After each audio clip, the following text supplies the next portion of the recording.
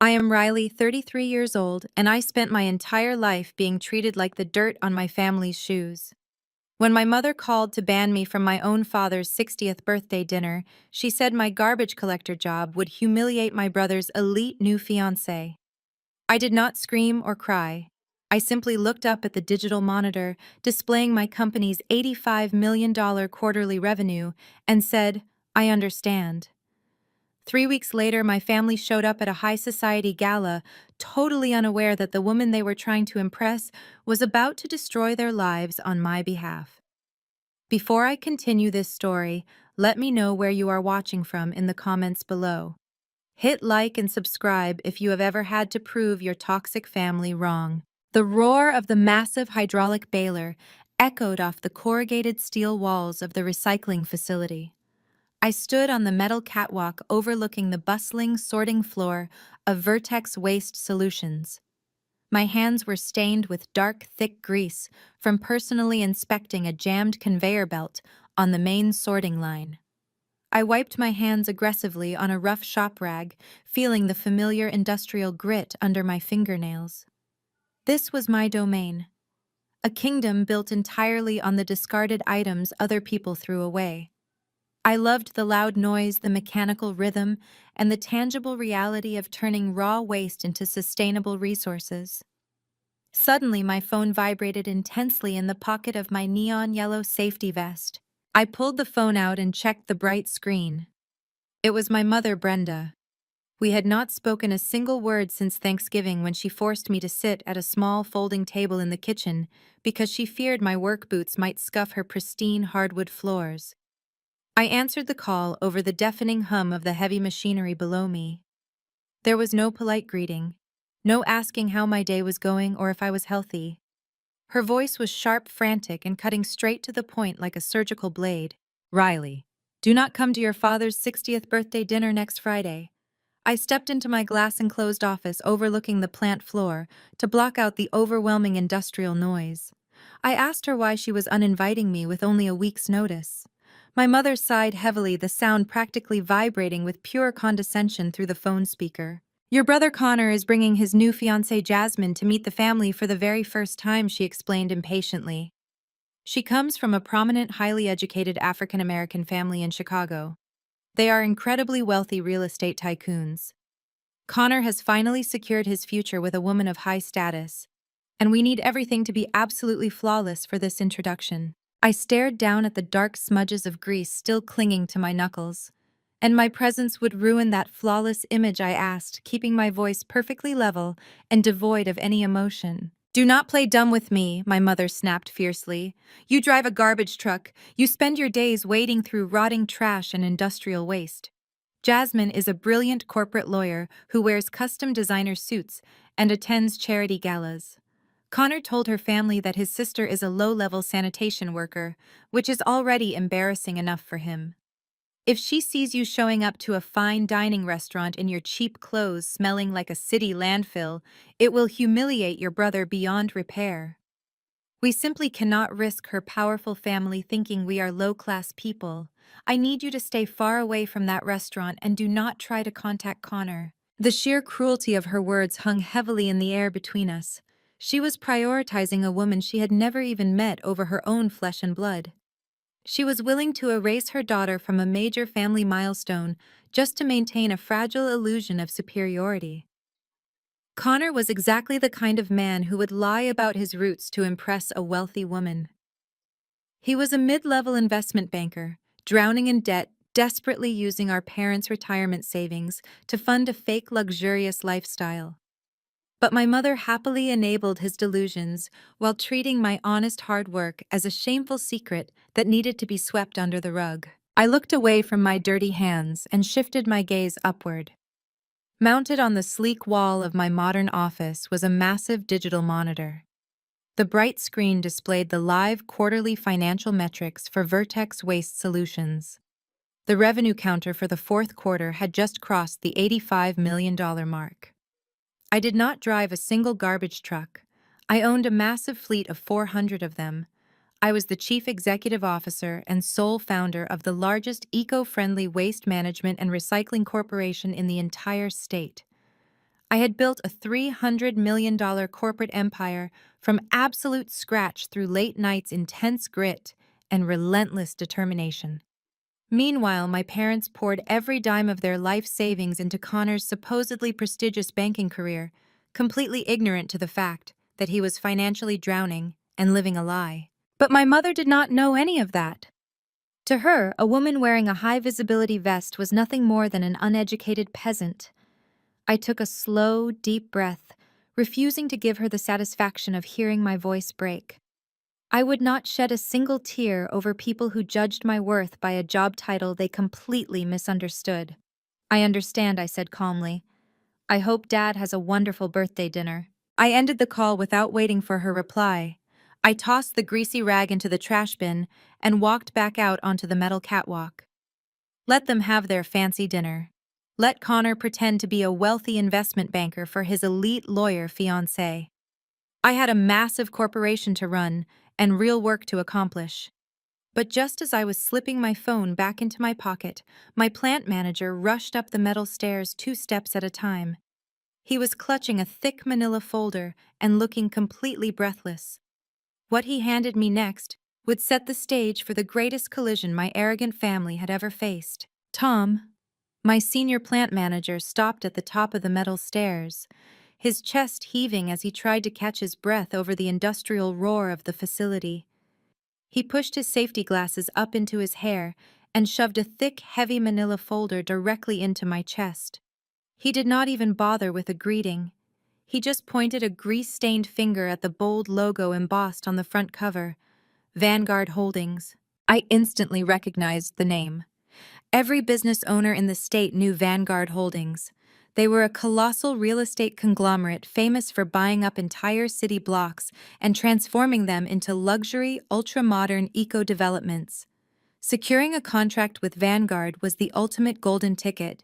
It was the kind of deal that elevated a regional company into a national powerhouse overnight. "They want us!" Tom yelled over the noise of the hydraulic crushers. "They are launching a $2 billion mega project downtown. Luxury high-rises, commercial retail spaces, and a massive green energy park. They are looking for an exclusive long-term waste management partner. They need a zero landfill guarantee, complete recycling integration, and a fleet capable of handling thousands of tons of daily waste without disrupting the high-end aesthetic of their neighborhoods." I opened the folder, my eyes rapidly scanning the executive summary. The numbers were staggering. If Vertex Waste Solutions landed this exclusive contract, our annual revenue would instantly double. We would dominate the entire commercial sector. "But they are notoriously ruthless," Tom continued, his voice tight with anxiety.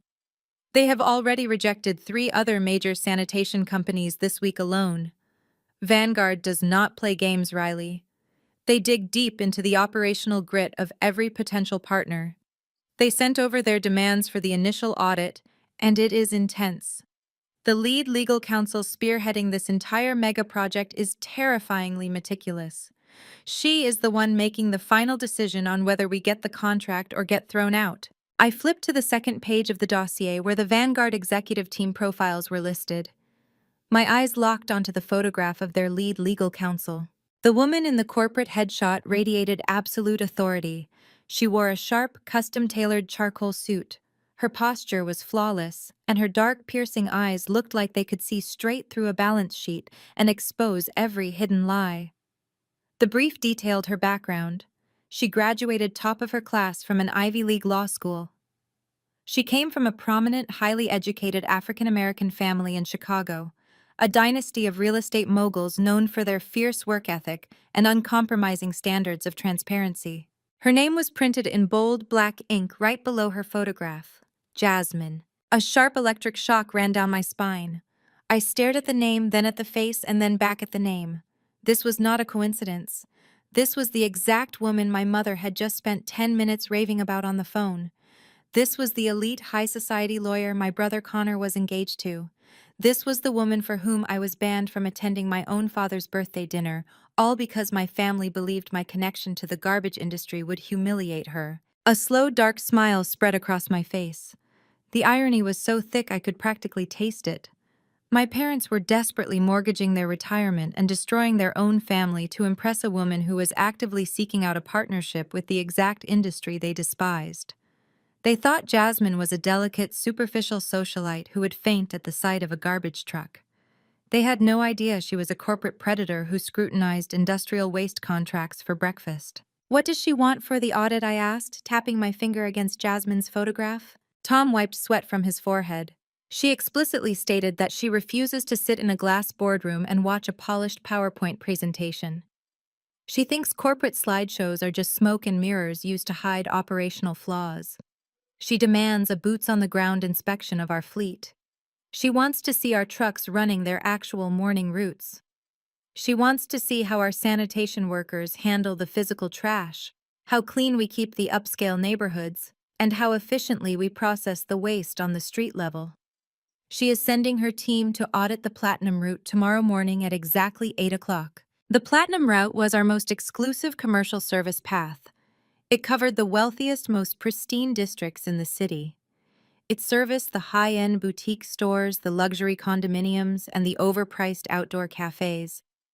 It also happened to cover the exact upscale neighborhood where my brother Connor rented a tiny, severely overpriced studio apartment just to maintain his fake facade of wealth. I knew for a fact that Connor and Jasmine frequently had their Sunday morning brunch at an open-air cafe right on that route, ensuring they were seen by the right social circles. Tom looked at me nervously. "I can have the vice president of operations handle the street tour. We will put him in a clean suit, get the newest truck in the fleet, and make sure everything looks pristine for her. We cannot afford to mess this up, Riley. This woman will tear us apart if she sees even one operational flaw." I closed the heavy manila folder with a sharp snap. "No," I said, my voice ringing with absolute certainty. "The vice president of operations will stay in the office tomorrow. Jasmine wants to see the grit, so we are going to show her the grit. She wants to see how the real work gets done, and I respect a woman who demands the truth over a corporate illusion." Tom blinked, clearly caught off guard. "Then who is going to lead the street inspection?" I looked down at my grease-stained hands and then at my neon yellow high-visibility vest. I thought about my mother's cruel voice on the phone, telling me I was a filthy peasant who needed to hide in the shadows so my brother could play pretend. I thought about Connor drowning in massive credit card debt, desperately lying to a brilliant woman who made a living destroying liars. My two completely separate worlds were on a direct high-speed collision course, and I was not about to hit the brakes. In fact, I was going to press my foot down hard on the accelerator. "I am going to lead the inspection," I told Tom, turning to walk toward the dispatch office. "I will drive the lead truck on the Platinum route myself tomorrow morning. Have the crew prep the commercial baler, and make sure my high-visibility vest is washed. We have a billionaire lawyer to impress, and I want to give my future sister-in-law a front-row seat to exactly how the trash gets taken out." I left Tom standing speechless on the catwalk and headed straight for my private office. I locked the heavy glass door behind me and dropped into my ergonomic leather chair. The adrenaline from the Vanguard dossier was still pulsing through my veins, but a darker, more analytical curiosity began to take over. How exactly did my brother manage to ensnare a woman like Jasmine? Connor was a walking disaster dressed in expensive suits he could not afford. He lacked the discipline, the intellect, and the actual capital to run in circles with Chicago real estate royalty. Jasmine was a predator in the courtroom, a woman whose entire career was built on sniffing out corporate deception. Yet somehow she was wearing his engagement ring. It did not make sense. Liars always leave a paper trail, and I had the corporate resources to follow it. I picked up my secure office phone and dialed my chief financial investigator, David. My company regularly vetted massive corporate clients to ensure they were solvent before we signed decade-long waste management contracts. That meant we had premium access to deep-dive financial software and asset tracking databases. I gave David my brother's full legal name, his supposed banking firm, and my parents' home address.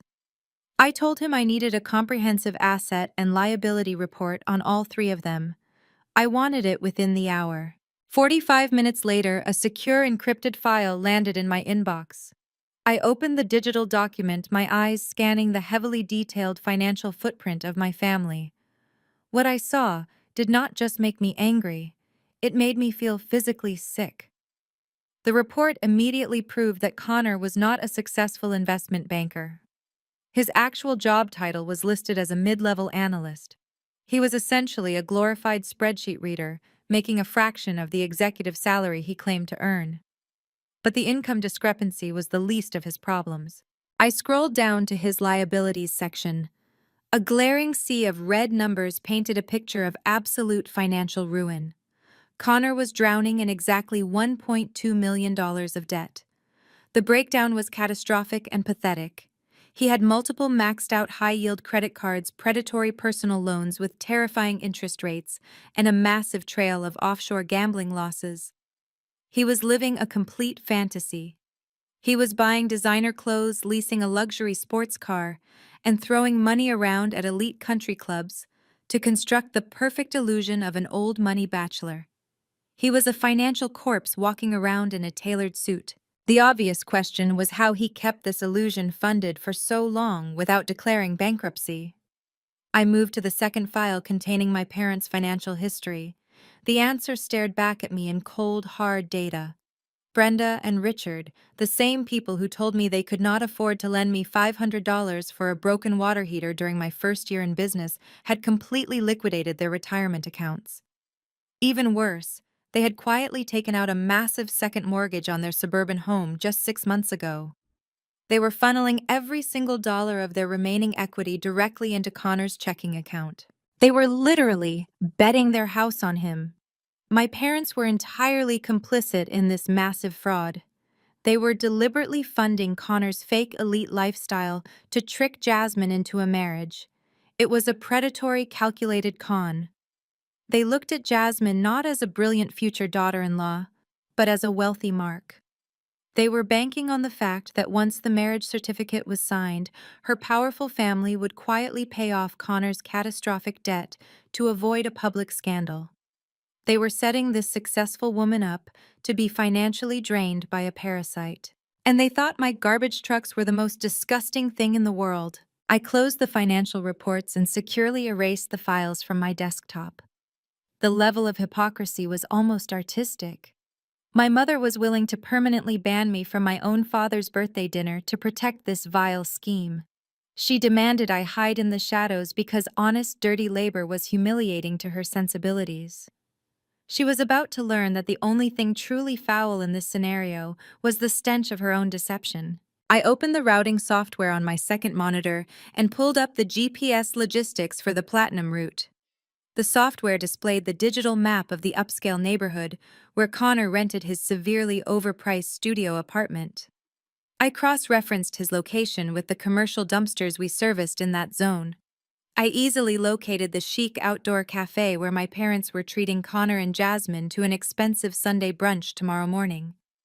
It was located right next to a commercial alleyway featuring 3 massive steel dumpsters belonging to our highest-paying retail clients. I dragged my mouse across the screen and manually reassigned the route schedule.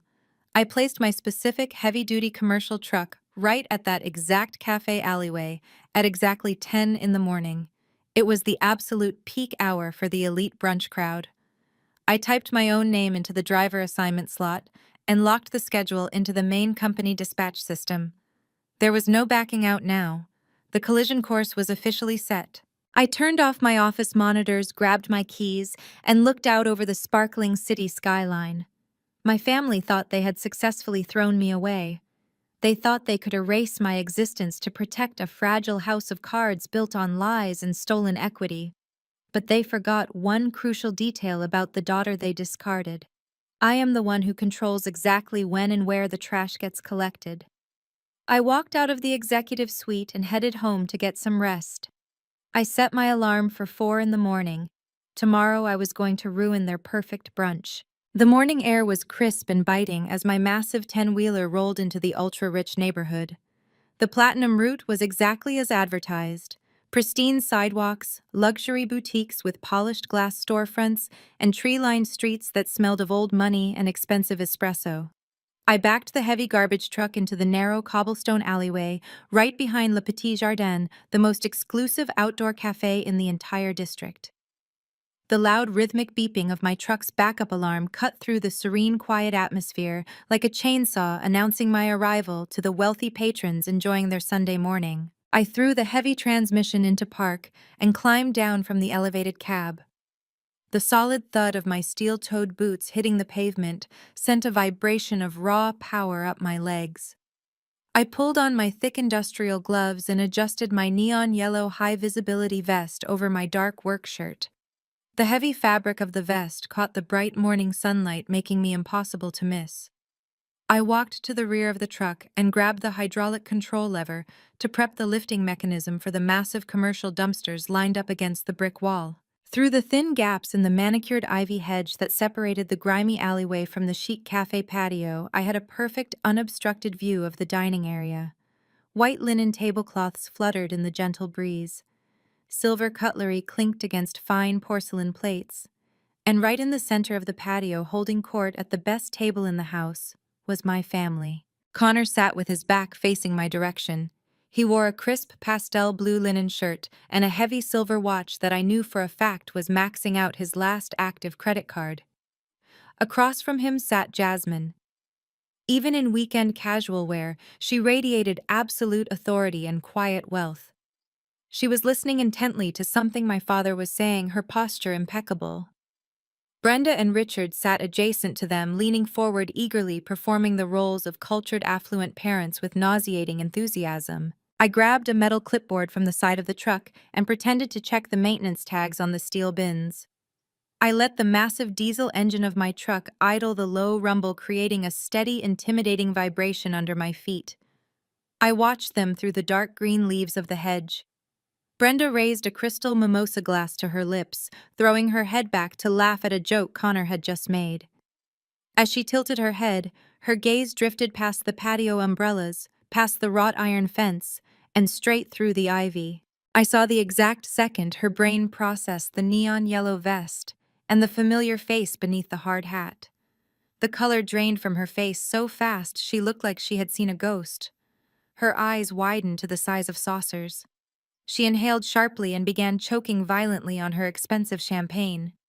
She coughed uncontrollably, slamming her crystal glass down onto the table so hard that the orange liquid splashed over the edges and stained the pristine white linen. Richard patted her back, his face twisting in sudden confusion. Jasmine leaned forward, asking if she was all right. But Brenda was not looking at them. She frantically reached under the table and grabbed Connor's arm, her perfectly manicured nails digging deep into his expensive sleeve. She pointed a trembling finger toward the alleyway, her breathing ragged and panicked. Connor turned his head, his eyes locked onto my neon vest and then directly onto my face. Even from 20 feet away, I could see the absolute terror wash over him. The fake, charming smile he had been directing at Jasmine vanished instantly. His entire carefully constructed reality was threatening to collapse right there over avocado toast. He quickly snapped his head back toward Jasmine, who was distracted by a waiter bringing over a fresh pot of coffee. Connor leaned in and whispered frantically to our parents. Richard went rigid, his face turning an angry, mottled shade of purple as he glared in my direction. Connor stood up from the table with forced smoothness.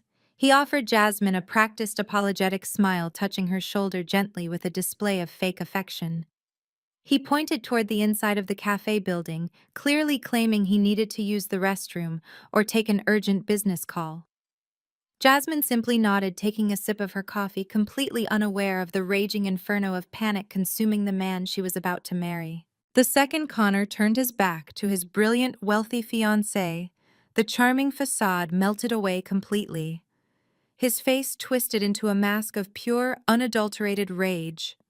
He walked briskly past the crowded patio tables, moving with a stiff, aggressive stride that practically radiated violence.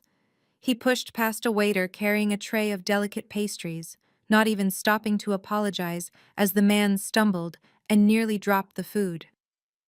Connor rounded the corner of the brick building and stepped off the immaculate sidewalk, crossing the invisible boundary into the gritty reality of the commercial alleyway. The smell of diesel exhaust and damp cardboard immediately replaced the aroma of fresh coffee and expensive perfume. He marched straight toward my truck, his hands balled into tight fists at his sides. His expensive Italian leather loafers stepped right into a puddle of grimy condensation leaking from the bottom of the restaurant dumpster, but he was too furious to notice the filthy water soaking into his shoes. His jaw was clenched so tightly a muscle ticked violently near his ear. He thought he was about to intimidate a lowly garbage worker who had accidentally wandered too close to his delicate illusion.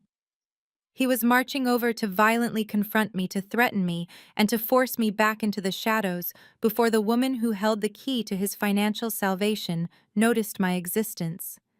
He stepped fully into the alley, safely out of Jasmine's immediate sightline, and closed the distance between us. He slammed his hand against the cold steel of my truck, trapping me in the narrow space between the massive hydraulic lifting arms and the grimy brick wall of the cafe.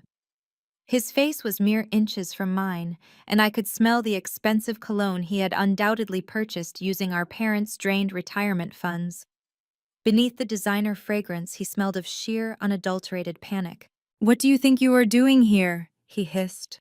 His voice was a frantic, venomous whisper, desperately suppressed, to ensure the elite brunch crowd on the patio would not hear a single syllable. "Are you stalking me? Did Mom not make it perfectly clear that you are forbidden from coming anywhere near my life?" I did not blink. I stood my ground, letting the heavy idling engine of the 10-wheeler vibrate through my boots. I crossed my arms over my neon yellow safety vest, looking at him with absolute indifference. "I am doing my job, Connor. This is a commercial loading zone. You are standing in my workspace." His upper lip curled into an ugly sneer. He glanced nervously over his shoulder toward the edge of the brick building, terrified that his brilliant fiancée might wander around the corner. When he confirmed the coast was clear, he turned his wrath back to me. "Your job!" He spat, his eyes raking up and down my work clothes with profound disgust. "Your job is to stay out of sight. I am sitting 20 feet away with a woman whose family practically owns the Chicago skyline. Jasmine is legal royalty. She is perfection. And you decide to park your filthy, foul-smelling garbage mobile right next to our table. You look like a disgusting peasant. You are a humiliating stain on this family, Riley." The sheer audacity of his delusion was almost impressive. Here was a man drowning in over $1 million of gambling debt, a man who was actively draining his elderly parents dry, calling me a peasant simply because I wore a high-visibility vest. He was a financial parasite, yet he stood there lecturing me about class and status. I did not feel a single ounce of hurt or intimidation. I only felt a cold, calculating anticipation. "The trash needs to be collected," I said evenly, holding his desperate gaze. "And Vanguard Holdings expects pristine streets. I am just providing premium service." Connor did not register the mention of Vanguard. He was too consumed by his own terror. He reached into the front pocket of his tailored linen trousers. His fingers trembled slightly as he pulled out a sleek leather money clip. He yanked out a crisp, newly printed $100 bill. I knew exactly where that money came from. It was cash my mother had likely handed him that very morning to ensure he could pay for the brunch without his maxed-out credit cards declining in front of his wealthy bride-to-be. He lunged forward and aggressively shoved the $100 bill directly into the center of my chest. He pressed his knuckles hard against my collarbone, trying to physically force me to take the bribe. "Take this," he ordered, his voice dripping with desperation and malice. "Take this money, get back into your pathetic truck, and drive away right now. Skip this stop. Skip this entire neighborhood. If you say one single word to Jasmine, if you even look in her direction and expose who you are, I swear to God I will destroy you. Mom and Dad will make sure you are ruined. We will bury you." He held the bill against my chest, waiting for me to eagerly snatch the cash, like the desperate, impoverished sister he imagined me to be. He expected me to cower. He expected me to bow my head, take the handout, and slink back into the shadows where he believed I belonged. I looked down at his trembling hand. Then I looked up into his bloodshot, panicked eyes. I did not raise my voice. I did not physically fight back. I simply relaxed my posture and took a half step backward. I let the crisp $100 bill fall. We both watched the paper currency flutter through the heavy diesel-scented air. It drifted downward, twisting in the slight breeze, before landing perfectly flat in a dark, foul-smelling puddle of stagnant water leaking directly from the bottom of the restaurant dumpster. The dirty, grimy water instantly soaked into the edges of the bill, turning the crisp green paper into a soggy, ruined piece of trash. Connor gasped, his eyes widening in absolute shock. He stared at the ruined money floating in the garbage runoff, completely paralyzed by my utter defiance. His brain could not compute why a supposedly impoverished sanitation worker would throw away $100.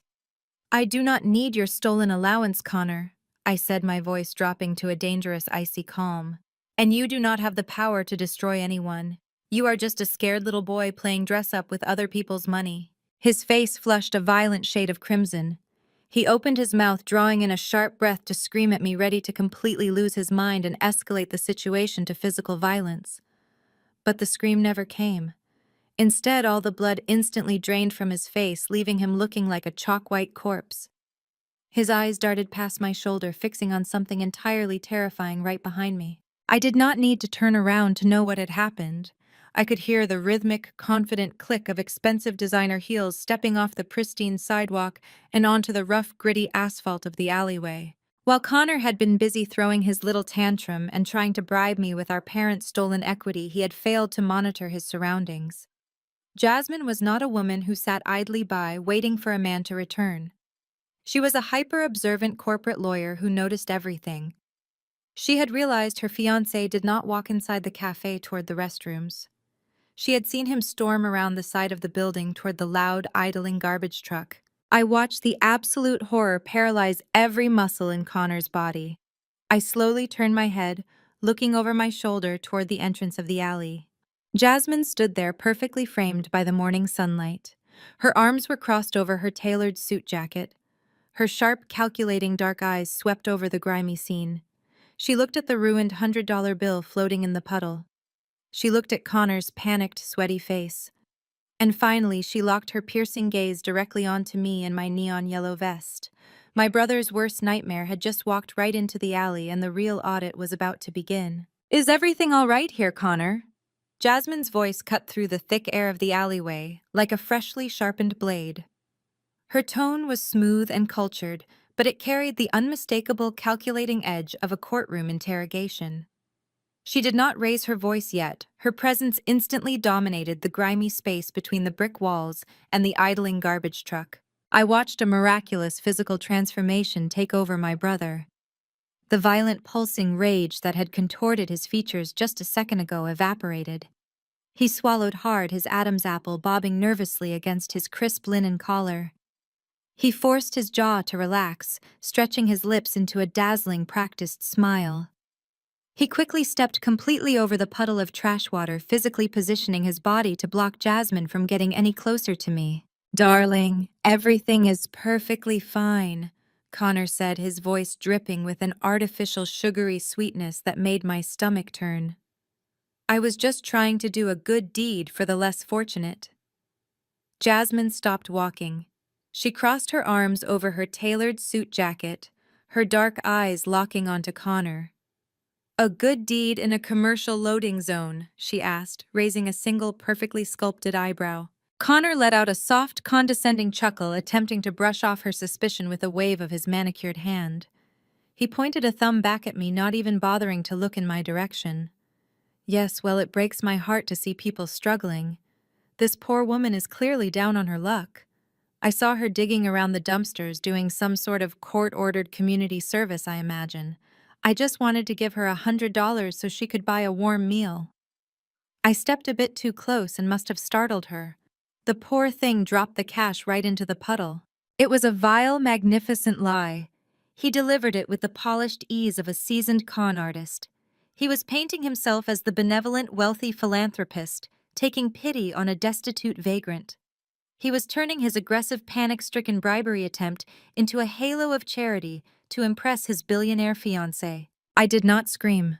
I did not yell that he was a liar or announce to the alleyway that I was his biological sister. I simply stood my ground, leaning my weight against the massive steel door of my truck, and watched him dig his own grave. I kept my face entirely devoid of emotion and maintained direct eye contact with Jasmine. Two women sizing each other up while a foolish man talked himself into a corner. Jasmine was a top-tier corporate lawyer. She dismantled liars for a living. She read body language, analyzed evidence, and spotted inconsistencies before breakfast. She looked down at the ruined $100 bill floating in the toxic puddle. Then her sharp gaze traveled up my body. She noted my heavy steel-toed work boots. She noted the pristine high-quality safety gear. She noted the expensive digital commercial clipboard resting easily in my grip. Homeless people doing community service did not drive $500,000 state-of-the-art sanitation trucks. Connor's lie was completely illogical, and I could see the exact moment Jasmine realized her fiancé was insulting her intelligence. Before Jasmine could dismantle his story, the frantic, rapid clicking of designer heels echoed off the pavement. Brenda came rushing around the corner of the cafe building. My mother looked absolutely unhinged. Her face was flushed, and she was breathing heavily, reeking of expensive perfume mixed with sheer terror. "Connor, Jasmine, what on earth are you doing back here among this filth?" Brenda gasped, her voice trembling. She immediately inserted herself between Jasmine and me. She threw her arms out wide, using her own body as a physical barricade to block Jasmine's line of sight. She grabbed Jasmine's elbow, pulling at the expensive fabric of her suit jacket, desperately trying to physically turn the younger woman back toward the restaurant. "We must go back to our mimosas right now," Brenda insisted, her pitch rising in panic. "These alleyways are unsafe. People like this can be highly unpredictable and dangerous. You simply cannot interact with this kind of element, Jasmine. It is a health hazard." Jasmine stopped moving. She did not let my mother push her away. She looked down at Brenda's hand clutching her elbow, and the temperature in the alley seemed to drop 10 degrees. "People like this," Jasmine asked, her voice dangerously quiet. She firmly shook off my mother's grip. Jasmine stepped cleanly around Brenda, forcing my mother to stumble slightly over the uneven pavement. Jasmine closed the distance, stopping just a few feet away from where I stood. She completely ignored Connor's nervous stammering and Brenda's frantic protests. She looked directly at me, really looked at me. Her dark, intelligent eyes scanned my heavy canvas work jacket, analyzing the details beneath the neon yellow safety vest. I stood tall, squaring my shoulders, allowing her full access to the truth. Her gaze locked onto the customized embroidery sitting proudly over my left breast pocket. The bright blue and green industrial threads caught the morning light, spelling out three very specific words: Vertex Waste Solutions. I saw the lightning strike behind Jasmine's eyes, the mechanical click of a brilliant mind putting the final pieces of a puzzle together. This was the billion-dollar Vanguard real estate contract. This was the massive ecological venture she was personally spearheading. This was the exact sanitation corporation she had demanded to audit on the street level tomorrow morning. She realized in a fraction of a second that she was not staring at a homeless vagrant. She was staring at a specialized employee of the corporate empire she was about to ruthlessly evaluate. Jasmine looked from the embroidered logo on my chest back up to my face. She saw my calm, unbothered posture. She saw the quiet authority radiating from my stance, a demeanor completely devoid of the submissive fear a cornered victim would display. I held her fierce gaze and gave her a very slow, deliberate nod. It was a silent acknowledgement, a quiet confirmation between two powerful women that a massive game of deception was being played. Jasmine's expression smoothed out into a mask of absolute professional neutrality. She turned her back on me and faced Connor. She smiled a tight, sharp smile that did not reach her eyes. "How incredibly generous of you, Connor," Jasmine said, her tone laced with a heavy, dangerous irony that went entirely over his head. "You are always so full of surprises. Let us go back to our table. I suddenly have a lot of corporate research to prepare for tomorrow morning." Connor let out a massive, shuddering breath of relief. He thought he had won. He thought his ridiculous lie had successfully neutralized the threat. He offered Jasmine his arm, casting one final venomous glare of triumph in my direction as he escorted her out of the alley. Brenda scurried after them, shooting me a look of pure, unadulterated hatred before disappearing around the brick wall. They walked back to their luxurious brunch, completely oblivious to the fact that they had just sealed their own doom. As Jasmine turned the corner, I watched her pull her sleek smartphone from her designer handbag. She was not looking at brunch menus or checking social media. Her thumbs flew across the screen, typing with fierce, determined speed. The trap had been recognized and the predator was already plotting her next move. I climbed back into the cab of my 10-wheeler. The heavy steel door slammed shut, instantly severing me from the superficial, fragile world of the cafe patio. I engaged the hydraulics, lifted the remaining commercial bins, and completed the platinum route with absolute mechanical precision. My hands expertly maneuvered the massive steering wheel, but my mind was completely consumed by the intricate chess match that had just been set into motion. Connor thought he had escaped. He thought his pathetic, frantic lie had saved his miserable illusion. He had no idea he was already bleeding out. By early afternoon, I parked the rig at the main facility and walked straight into the towering glass and steel headquarters of Vertex Waste Solutions. I bypassed the main lobby and took the private executive elevator directly to the penthouse suite. The transition from the gritty, diesel-fumed reality of the street to the absolute pinnacle of corporate power always gave me a rush. I swiped my keycard and stepped into my massive sunlit office. The floor-to-ceiling windows offered a commanding panoramic view of the entire city skyline. I stripped off my heavy canvas work jacket. I peeled off the neon yellow high-visibility vest, the fabric still carrying the faint, unmistakable odor of commercial refuse and city exhaust, and tossed it carelessly onto a pristine white Italian leather couch sitting in the center of the room. The visual contrast was perfect: dirt and power, grit and extreme wealth. I walked over to my custom mahogany desk and woke up my multi-monitor workstation. I bypassed the standard corporate dashboard and logged directly into the secure encrypted fleet surveillance network. Every single truck in the Vertex fleet was equipped with military-grade high-definition dash cams and exterior audio receivers for liability protection. I pulled up the specific data log for my vehicle and isolated the timestamp from 10 o'clock this morning. I hit play. The high-resolution video filled my largest monitor. The audio was razor-sharp. I watched the entire pathetic spectacle unfold from the perspective of the truck's exterior lenses. There was Connor, his face twisted in a mask of panic and venom, aggressively shoving the $100 bill at my chest. The microphones picked up every single hateful word. I heard him call me a disgusting peasant. I heard him threaten to destroy me. Then the camera captured the exact moment the crisp currency fluttered down into the toxic puddle of dumpster runoff. The footage seamlessly tracked Jasmine stepping into the frame. The audio picked up Connor's frantic, sugary lie. I watched him spin his ridiculous tale about me being a homeless woman, doing community service, framing his aggressive bribery as an act of profound, wealthy charity. The camera caught the brief, piercing look Jasmine gave the embroidered logo on my chest before she turned her back on him. It was a masterpiece of digital evidence. I extracted the video file and saved it to an encrypted flash drive. I pulled up the Vanguard Holdings dossier my plant manager had given me earlier. Jasmine's direct corporate email address was listed right there on the executive contact sheet. I opened a new blank message. I attached the high-definition video file.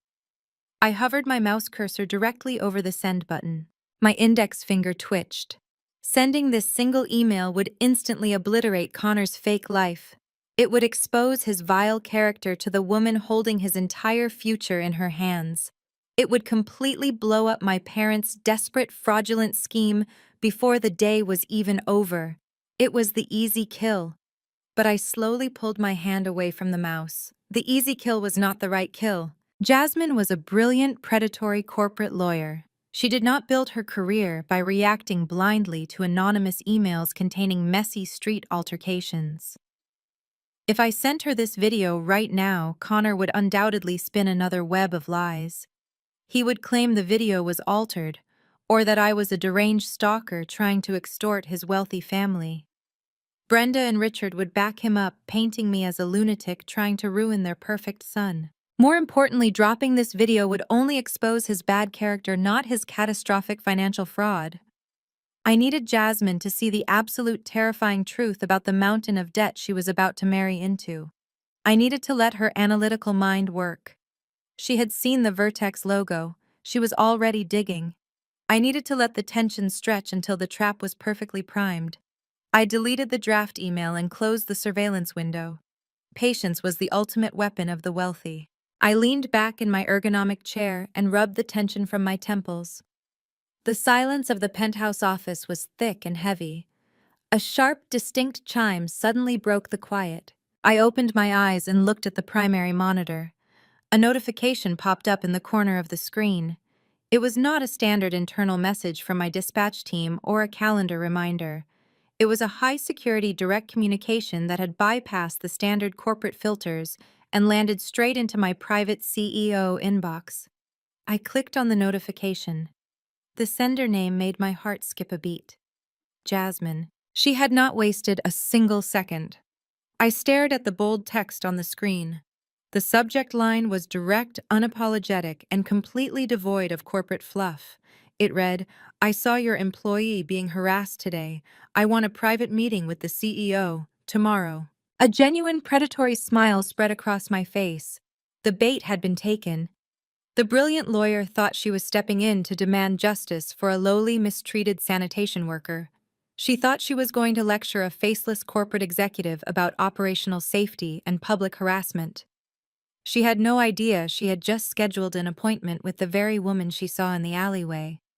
The Vanguard audit was officially starting early, and I was going to give her the greatest corporate presentation of her entire career. I immediately moved my hand back to the mouse and clicked reply.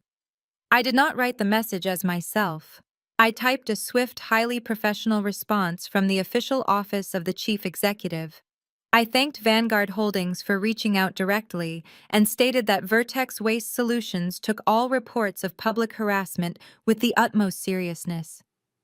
I scheduled the private meeting for 10 o'clock the following morning, right here in the penthouse boardroom. I hit send and watched the confirmation flash across my screen. I picked up my desk phone and pressed the speed dial for my executive assistant, Sarah, and my head of building security. I needed this trap set flawlessly.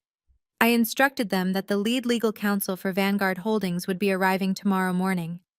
I ordered them to treat her with absolute platinum-level respect. But I also issued a strict, non-negotiable directive. My name and my face were to be entirely scrubbed from the ground floor reception area. Take my digital portrait off the lobby directory, I told my security chief. Instruct the front desk staff and the elevator concierges to refer to me strictly as the CEO or the chief executive. I do not want the name Riley spoken out loud anywhere on the ground floor. When Jasmine arrives, give her the VIP escort directly to my private boardroom. She is not to wait in the lobby for a single second. They confirmed my orders without hesitation. My staff knew better than to question a direct mandate from the top. I leaned back in my chair, feeling the deep satisfaction of absolute control. The Vanguard audit was no longer just a business transaction. It was a perfectly orchestrated dismantling of a massive lie. A harsh vibration against my thigh broke my concentration. I pulled my personal cell phone from my pocket. The screen lit up with a barrage of incoming text messages. The sender name was Brenda. My mother had apparently recovered from her morning panic attack and was now launching a desperate, aggressive offensive. I opened the message thread and read the block of frantic, furious text. "I do not know what sick game you are playing by stalking your brother," her message read. "You purposely brought your filthy truck to that cafe just to ruin his brunch. You are a bitter, jealous, pathetic woman. Connor is traumatized by your ambush. If you ever drive that disgusting vehicle near his apartment or his fiancée again, your father and I will call the police. We are already speaking to a lawyer about getting a permanent restraining order against you. You are a danger to this family. Stay away from us." I stared at the glowing screen. The sheer magnitude of her delusion was breathtaking. She was threatening a billionaire CEO with a restraining order for driving a commercial vehicle on a legally contracted route. She was accusing me of stalking the very brother who was actively defrauding the woman he planned to marry. My parents were so deeply entrenched in their own toxic fantasy that they actually believed they held the moral high ground. They thought they could use fear and police threats to keep the garbage collector in her place. They still thought I was the scared, vulnerable girl they had kicked to the curb years ago. They had no idea that I commanded a fleet of 400 trucks and a team of top-tier corporate lawyers who could crush them before lunch. I did not type a long emotional paragraph defending my actions. I did not point out that Connor did not even own an apartment in that neighborhood, but was merely renting a closet-sized studio with their stolen equity. I did not engage with her toxic manipulation. Instead, I gave her exactly the kind of cold, calculated response that would keep her completely in the dark until the final hammer dropped. I tapped my fingers across the digital keyboard. "Don't worry, I'll be seeing you in a much nicer neighborhood very soon." I hit send. I watched the status change to delivered, and then I blocked her number. I slipped the phone back into my pocket, feeling absolutely nothing but a cold, surgical precision. The time for family negotiations had ended a long time ago. Tomorrow was strictly business. The next morning, I arrived at the Vertex skyscraper before the sun even fully cleared the horizon. I bypassed the neon safety gear and dressed for corporate warfare. I chose a custom-tailored midnight blue designer suit with sharp architectural lines that projected total authority. I wore my hair pulled back into a sleek, unforgiving style. I stood in front of the floor-to-ceiling mirror in my private bathroom, checking every detail. The woman looking back at me was a predator at the absolute top of the food chain. By 9:45, I was seated at the head of the massive mahogany table in my private boardroom. The room was designed to intimidate. The glass walls offered a dizzying view of the city streets far below. I placed a single thick manila folder perfectly in the center of the table. Inside were the comprehensive financial reports detailing Connor's catastrophic debt and my parents' fraudulent second mortgage. I turned on the discreet security monitor built into the surface of my desk. The high-definition camera feed showed the grand lobby of the Vertex building. At exactly 9:55, the heavy revolving glass doors spun open. Jasmine walked in. She looked magnificent. She wore a sharp crimson pantsuit and carried a sleek leather briefcase. Her posture was impeccable, projecting the confidence of a woman who commanded respect the second she entered a room. She marched straight to the reception desk, her dark eyes scanning the pristine marble-lined lobby. I watched the receptionist greet her warmly, offering a polite bow before handing her a platinum-embedded security pass. Jasmine did not look around for my name on the walls. She was completely focused on the mission. She thought she was about to sit down with a stuffy old money corporate executive to demand justice for a street-level employee. She believed she held all the cards. The security feed switched to the private executive elevator. I watched Jasmine step inside, her reflection visible in the polished steel doors. She checked her watch, her expression unreadable and fiercely professional. The digital floor indicator ticked upward, climbing rapidly toward the penthouse suite. My heart beat in a steady, measured rhythm. The elevator chimed softly down the hall. I heard the heavy, rhythmic click of her designer heels stepping onto the plush carpet of the executive floor. My assistant's voice murmured a polite greeting, guiding the Vanguard lead counsel toward the boardroom doors. I folded my hands, resting them on top of the manila folder. I kept my eyes locked on the frosted glass entry doors. The trap was perfectly primed, and the elite lawyer was about to walk right into a revelation that would change both of our lives forever. The frosted glass doors slid open with a soft, expensive glide. My executive assistant stepped aside, gesturing gracefully into the expansive room.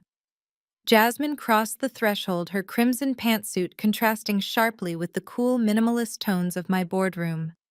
She carried herself with the absolute assurance of a woman accustomed to walking into hostile corporate environments and bending them to her will. She expected to find a bureaucratic sparring match over labor rights and public harassment protocols.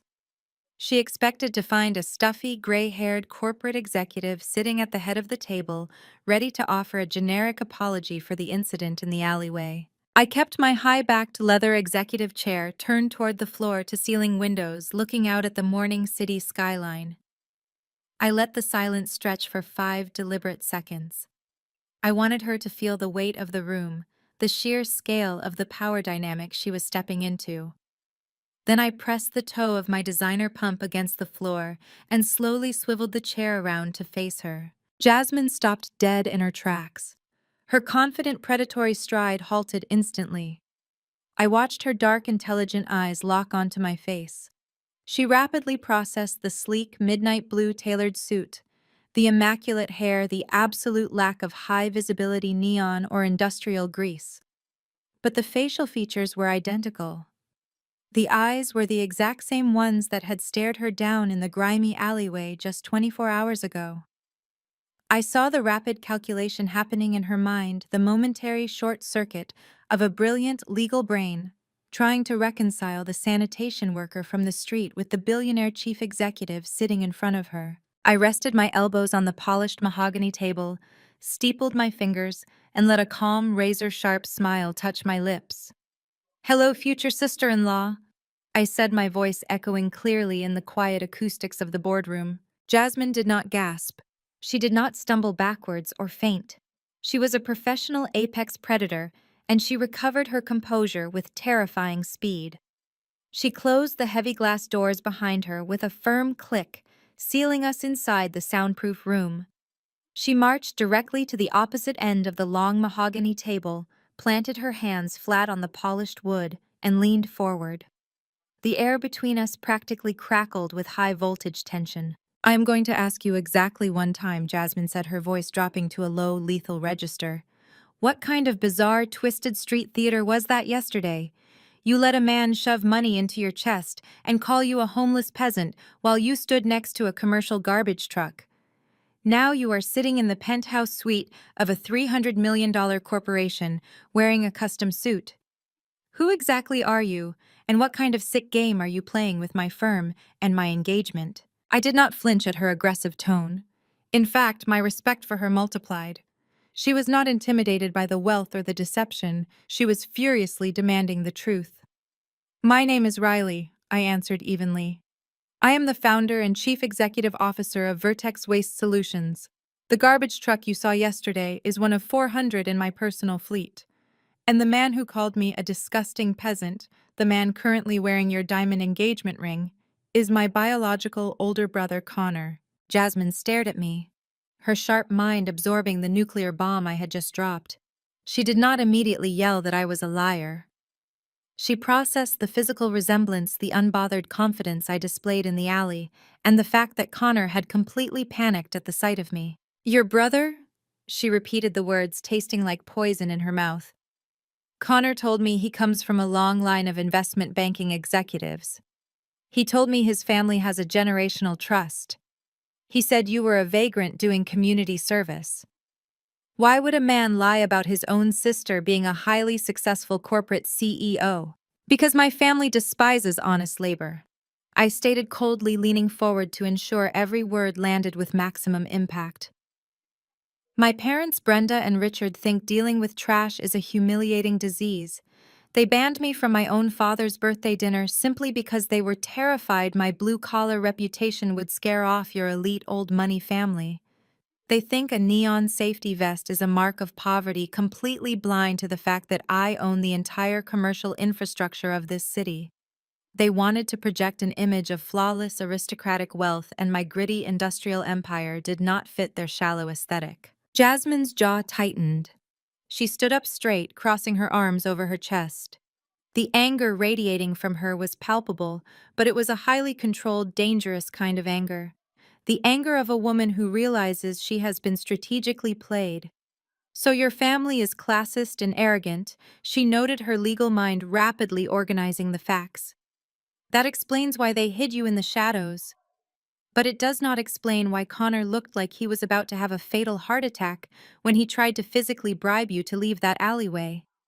He was not just embarrassed by you, Riley. He was absolutely terrified of you. What does a corporate CEO have on a generational investment banker that makes him sweat like a cornered rat in the middle of a Sunday brunch?" I unclasped my hands and picked up the heavy, thick manila folder resting in the center of my desk. The crisp paper felt heavy with the weight of my family's impending ruin. I looked her dead in the eye, dropping the final veil of polite corporate conversation. Because Connor is not an investment banker, I declared my voice hard and unforgiving. Because my family does not have a generational trust. Because everything you know about the man you are preparing to marry is a meticulously crafted predatory lie designed to leech off your family's real estate dynasty. He was terrified of my presence because I am the one person who knows exactly how pathetic and broke he truly is. With a swift, deliberate motion, I slid the heavy manila folder across the smooth surface of the mahogany table. The glossy cardboard glided perfectly over the polished wood, coming to a dead stop, exactly 2 inches from Jasmine's manicured hands. I sat back in my leather chair and watched her gaze drop to the classified dossier. "Open it," I commanded softly. "Open it, and look at the financial guillotine your charming fiancé has been hiding behind his rented tailored suits." Jasmine did not hesitate. Her manicured fingers flipped open the heavy manila cover. She did not ask for a sympathetic backstory or a tearful explanation of my toxic family dynamics. She was a high-stakes corporate attorney. She operated exclusively in the realm of hard evidence, and I had just handed her a mountain of it. The first page was a comprehensive credit report, illuminated with glaring red flags. I sat in absolute silence, watching her dark eyes dart across the columns of data. I did not complain about my parents ignoring my childhood achievements or how they treated me like an outcast for choosing a blue-collar industry. I let the numbers do all the screaming. "Connor is not a senior investment banker," I stated smoothly, breaking the silence only to provide context to the financial ruin she was absorbing.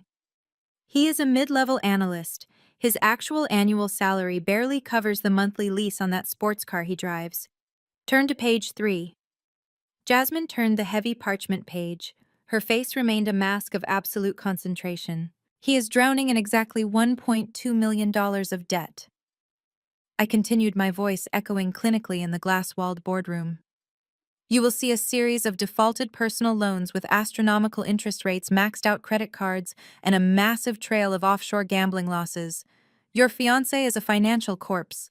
Jasmine traced a perfectly polished fingernail down the column of defaulted accounts. She did not gasp. She did not shed a single tear of heartbreak. Instead, the temperature in the room plummeted. The betrayal was not breaking her heart. It was directly insulting her intelligence. "This is a manufactured identity," Jasmine noted, her voice dangerously flat. "He told me he bought his vintage Rolex at a private charity auction in Geneva. Page 2 shows a desperate credit charge at a luxury replica dealer." "He does not own a passport," I confirmed coldly. "He has never been to Geneva in his entire life. He has been using short-term high-yield debt to lease designer clothes, secure VIP country club memberships, and buy his way into your elite social circles. He is running a massive deficit on his own life. A parasite needs a host to survive this long without declaring bankruptcy." Jasmine deduced, her legal mind processing the fraud at lightning speed. "How is he hiding this from the collections agencies?" "Turn to page 5. I instructed, leaning back in my ergonomic leather chair. Jasmine flipped the page. Her eyes locked onto the property deeds and wire transfer logs. "My parents, Brenda and Richard, are entirely complicit in this scam," I explained. "They recently took out a massive second mortgage on their suburban retirement home. They completely liquidated their savings accounts. They are funneling every single dollar of their remaining equity directly into Connor's checking account to keep his fake elite lifestyle afloat." Jasmine stared at the bank transfer logs. The sheer audacity of the scheme was laid bare in black and white ink. "They are betting their house on him," Jasmine said softly, a terrifying edge creeping into her tone. "They are knowingly funding a massive illusion." "They are betting their house on you, Jasmine," I corrected sharply. "You are not a beloved future daughter-in-law to them. You are a wealthy mark. They looked at your family's real estate empire and saw a limitless bailout. They are banking on the fact that once the marriage certificate is signed, your powerful family will quietly pay off Connor's catastrophic debt to avoid a messy public society scandal. They set you up to be financially drained by a con artist." The silence that followed was heavy, thick, and electric. Jasmine closed the dossier. The crisp slap of the cardboard hitting the mahogany table echoed like a gunshot in the penthouse office. She placed her hands flat on the closed folder, her knuckles turning slightly white from the force of her grip. I watched the transformation happen in real time. A weaker woman would have broken down crying over the betrayal of her future husband. A naive woman would have immediately reached for her phone to call Connor, begging to hear his side of the story and hoping for a misunderstanding. But Jasmine was a predator born into an elite Chicago dynasty that ruthlessly protected its own legacy. She did not feel sorrow. She felt pure, unadulterated fury at the audacity of a mediocre man attempting to scam her family. She slowly looked up at me. Her dark eyes were entirely devoid of warmth. They were pitch black, ice cold, and intensely calculating. She had just realized she was sharing a bed with a thief who thought she was stupid enough to be his personal ATM. At our engagement dinner, Brenda held my hands and cried. Jasmine recalled her voice dropping to a lethal whisper. She told me I was the absolute answer to her prayers. I thought she was being sentimental. I did not realize she was literally praying for a financial bailout. My mother is a master of performance art, I warned her. She views human beings as assets or liabilities. Connor is her failing asset and you were her targeted acquisition. They banned me from the family because my honest labor threatened to expose their fraudulent existence. You brought me up to this penthouse under the pretense of a corporate environmental audit, Jasmine noted, staring directly into my eyes. But you are actually delivering a full forensic accounting of my fiancé. I consider it a professional courtesy between two businesswomen, I replied, maintaining her fierce gaze. Vertex Waste Solutions specializes in identifying and removing toxic hazards. I am simply pointing out a massive biohazard currently sitting in your living room. Jasmine tapped her manicured fingernail against the closed manila folder. A sharp, predatory smile began to form on her lips. It was a terrifying expression. It was the look of a woman who had just shifted from being a victim to becoming an executioner. She realized she had been playing with a con artist, and she was already deciding exactly how to destroy him. Jasmine did not throw the folder across the room. She did not raise her voice or break down into tears. The terrifying calm of her demeanor was infinitely more dangerous. She slowly pushed her chair back and stood up from the mahogany table, her designer heels clicking against the hardwood floor as she paced toward the floor-to-ceiling windows overlooking the city. My parents, David and Patricia, did not build our family empire by being gullible. Jasmine began, her voice resonating with a deep ancestral pride. My father bought his first property, a dilapidated 4-unit apartment building on the south side of Chicago, when banks were still actively redlining black neighborhoods. They denied him commercial loans. They laughed in his face. They told him he did not belong in the commercial real estate sector. She turned away from the glass, her dark eyes locking onto mine with an intensity that commanded absolute silence. My mother worked 3 separate jobs to fund the legal retainers required to fight the zoning boards. Jasmine continued, her words sharp and rhythmic. They fought tooth and nail for every single square inch of the legacy I stand on today. They endured systemic racism, corporate sabotage, and ruthless competitors who wanted to see them fail. They built a billion-dollar dynasty out of grit, blood, and an absolute refusal to be defeated. Because of what they survived, there is one specific type of person my parents despise above all else. Jasmine walked slowly back to the boardroom table and rested her fingertips on the leather back of her chair. They despise liars, she stated, her tone dropping to a lethal pitch. They despise gold diggers who think they are entitled to the fruits of someone else's labor. And Connor thought he could bypass all of that. He thought he could just rent a luxury car, slap a fake replica watch on his wrist, and charm his way into the vault my parents bled to build. I watched the profound realization wash over her. It was not just a romantic betrayal. It was an insult to her entire bloodline. He looked at me, Jasmine said, a bitter, dangerous laugh escaping her lips, and he saw a naive, wealthy woman. He saw an ATM wrapped in an engagement ring. He genuinely believed that because I grew up with money, I was stupid enough to mistake his desperate leased facade for actual substance. He thought I was just a diversity trophy he could parade around his country club while secretly using my family's capital to wipe out his gambling debts. He underestimated you, I said plainly, leaning forward and resting my arms on the table. My brother has always believed he is the smartest person in the room. He relies on people being too polite or too intimidated to question his narrative. My parents enabled that delusion his entire life. They taught him that appearances matter more than reality, and they convinced themselves that your family would be so eager to have him as a son-in-law that you would overlook a few financial discrepancies. Jasmine's grip on the chair tightened until her knuckles turned pale.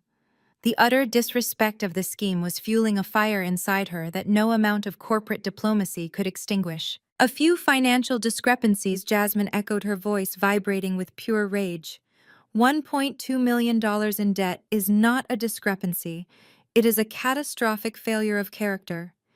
And your parents financing this fraud by secretly mortgaging their retirement home makes them active accomplices in a predatory scam.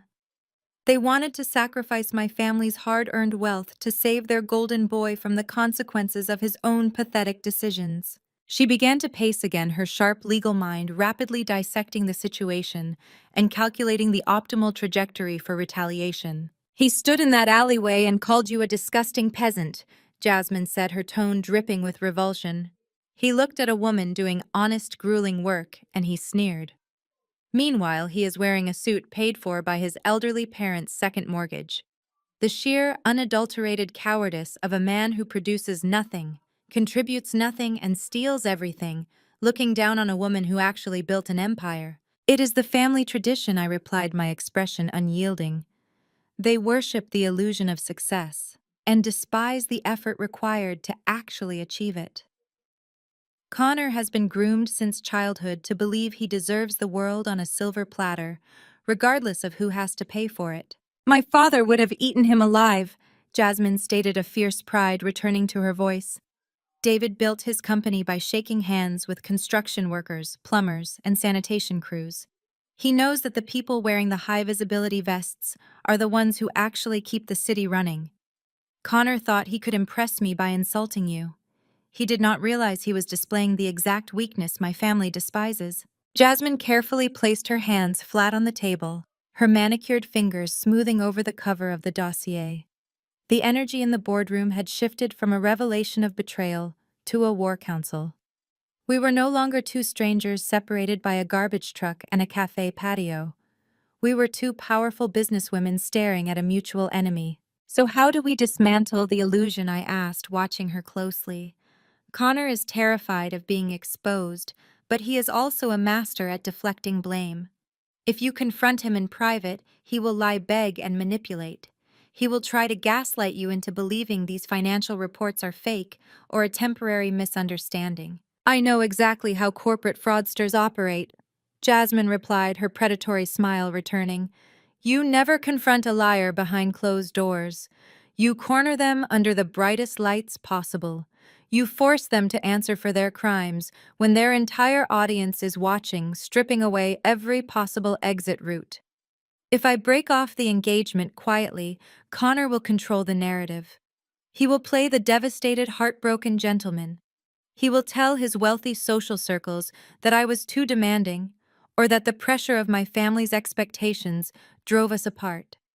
Your mother will spin a tragic story about how her perfect son was mistreated by the cold, calculating corporate lawyer.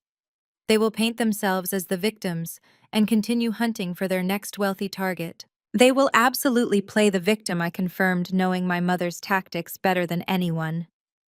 "Brenda will host a catered pity party by the end of the week. She will use the breakup to garner sympathy from everyone in her country club. She thrives on manipulating public perception." Jasmine stopped pacing. She stood at the edge of the mahogany table looking down at the manila folder containing the forensic evidence of my family's financial ruin.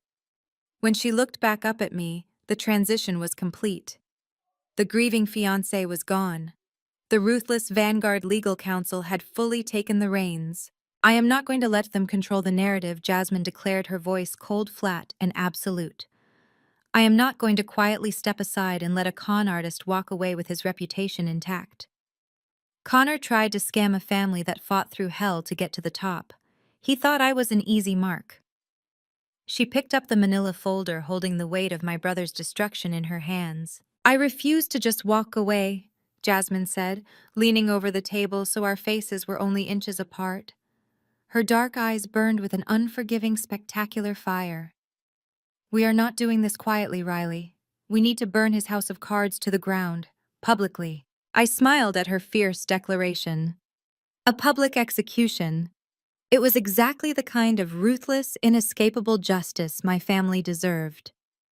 Jasmine pulled her leather chair back and sat down, placing the dossier flat on the polished mahogany table.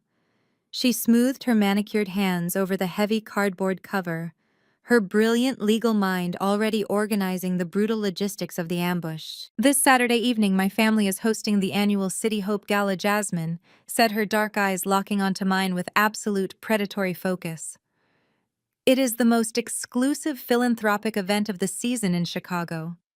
Governors, tech billionaires, and the most powerful real estate moguls in the country will be in attendance. The media coverage is always extensive. Connor has been practically hyperventilating with excitement for a month. He bought a custom tuxedo on a new line of credit, no doubt. Brenda and Richard are flying in tomorrow, treating this charity event like their official coronation into high society. They genuinely believe they are about to be formally introduced to the elite inner circle as my future in-laws." I could picture the pathetic scene perfectly. Brenda probably spent the last 3 weeks practicing her fake aristocratic laugh in the mirror and rehearsing fabricated grandiose stories about my father's non-existent business triumphs. Connor would be busy working the ballroom floor, desperately trying to secure investments for imaginary portfolios just to pay off the massive interest on his gambling debts. They thought they had finally made it to the top of the food chain. They had no idea they were walking straight into a slaughterhouse. "I want you there," Jasmine stated, reaching into her sleek designer briefcase and sliding a heavy, matte black metal card across the mahogany table. "That is a platinum access pass. You are coming as my personal VIP guest. You will be seated at the head table alongside my parents and the mayor of the city. When Connor and your mother walk into that grand ballroom expecting to be treated like royalty, I want them to see the daughter they threw away like trash, sitting at the absolute pinnacle of power." I picked up the heavy metal access pass, feeling the cool weight of it in my palm. The personal vengeance was going to be spectacular, but we were both women who dealt in concrete assets and corporate leverage. We needed to solidify the professional foundation of this newly formed partnership. "The public destruction of my brother is a fantastic appetizer," I said, setting the metal pass down on the table. "But let us talk about the main course. Vanguard Holdings requires a waste management infrastructure that can handle a $2 billion development project without a single operational flaw. Your family cannot afford a liability on the back end of this massive eco-project. You need a partner with absolute financial solvency, transparent accounting, and ruthless operational control." Jasmine leaned forward, her corporate persona re-engaging seamlessly with my own. "The board is extremely hesitant to partner with anyone who cannot guarantee zero landfill waste," she admitted. "The upfront capital required to build a specialized sorting facility for a project of this magnitude is staggering. Most sanitation companies we interviewed are demanding Vanguard cover the initial construction costs before they even deploy a single truck." I did not hesitate. Vertex Waste Solutions will not ask Vanguard Holdings for a single dime of construction capital, I declared, my voice ringing with absolute financial authority. "I will fully fund the entire back-end eco-infrastructure myself. We will build a dedicated, state-of-the-art recycling facility exclusively for your mega project. I have the liquid capital to underwrite the development immediately.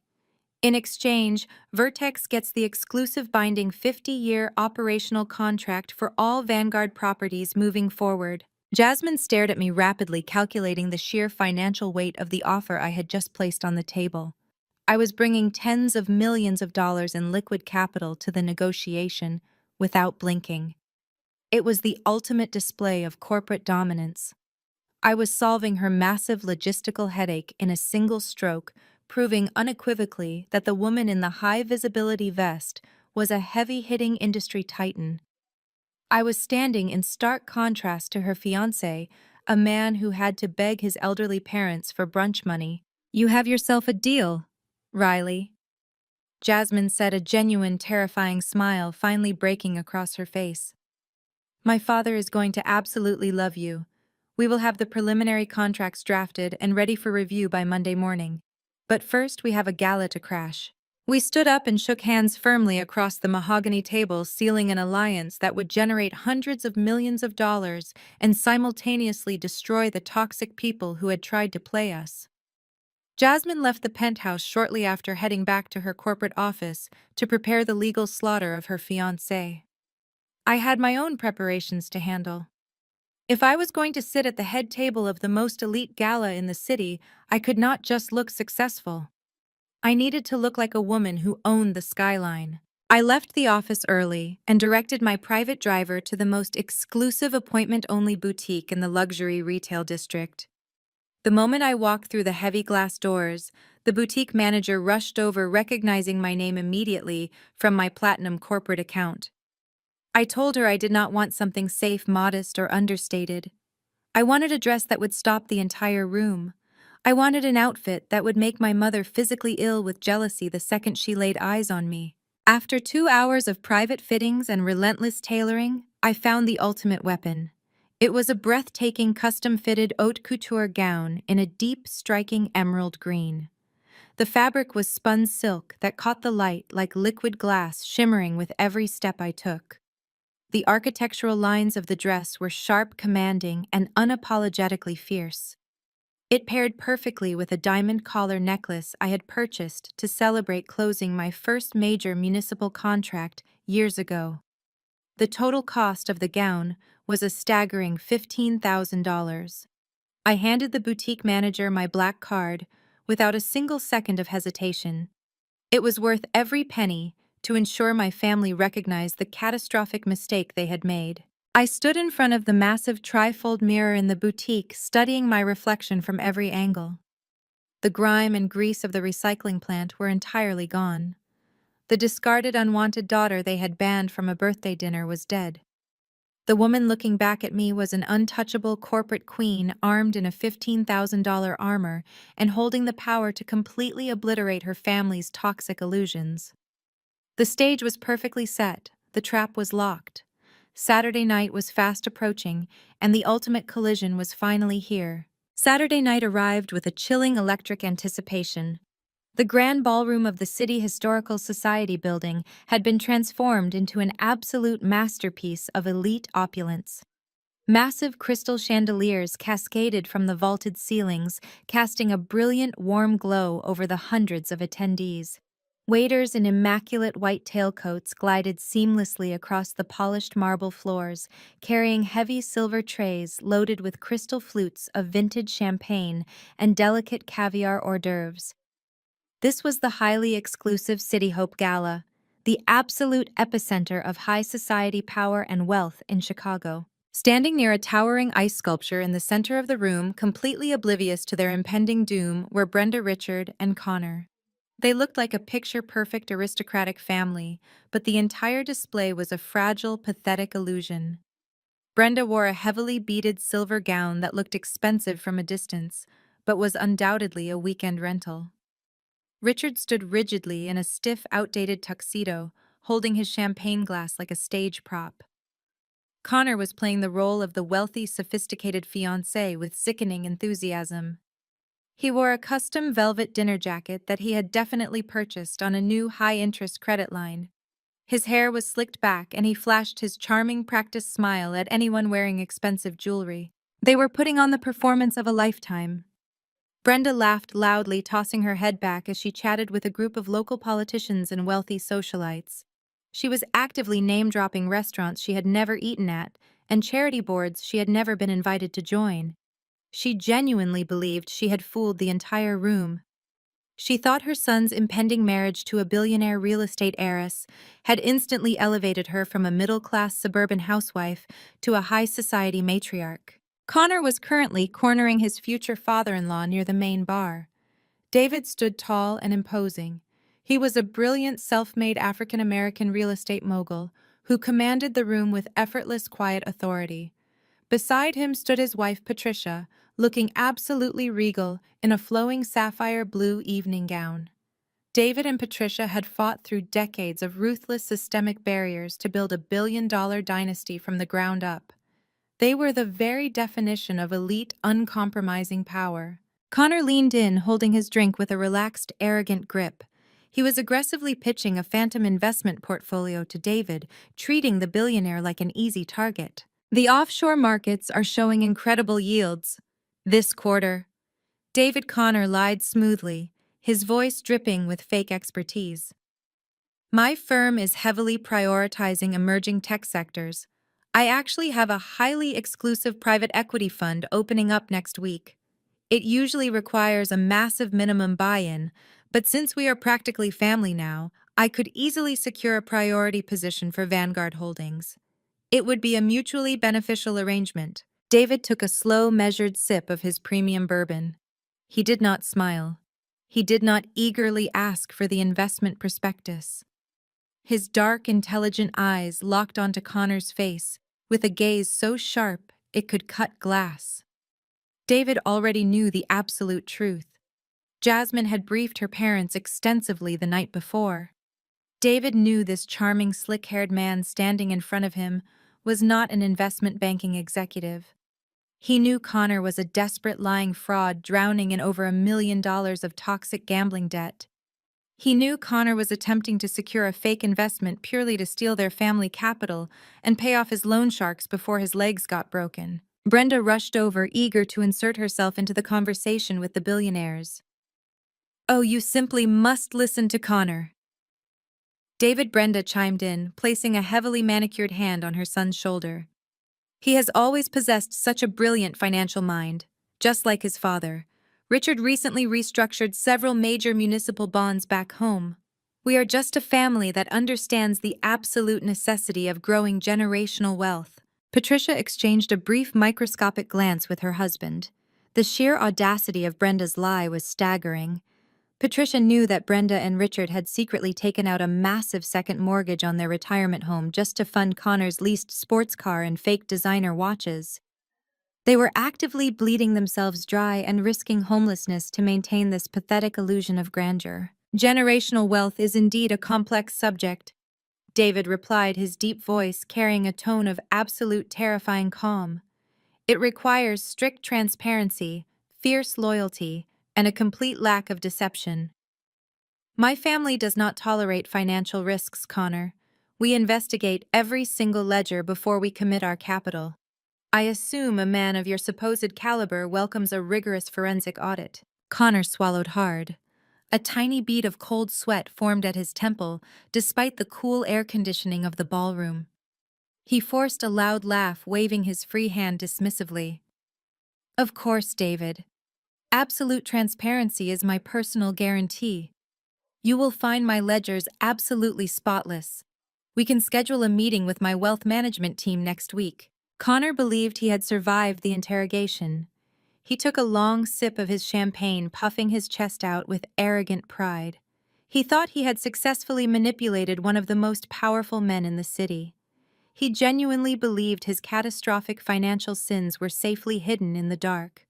He thought his ultimate victory and his massive financial bailout were only hours away. But Connor's miserable illusion was about to be shattered into a million pieces in front of hundreds of people.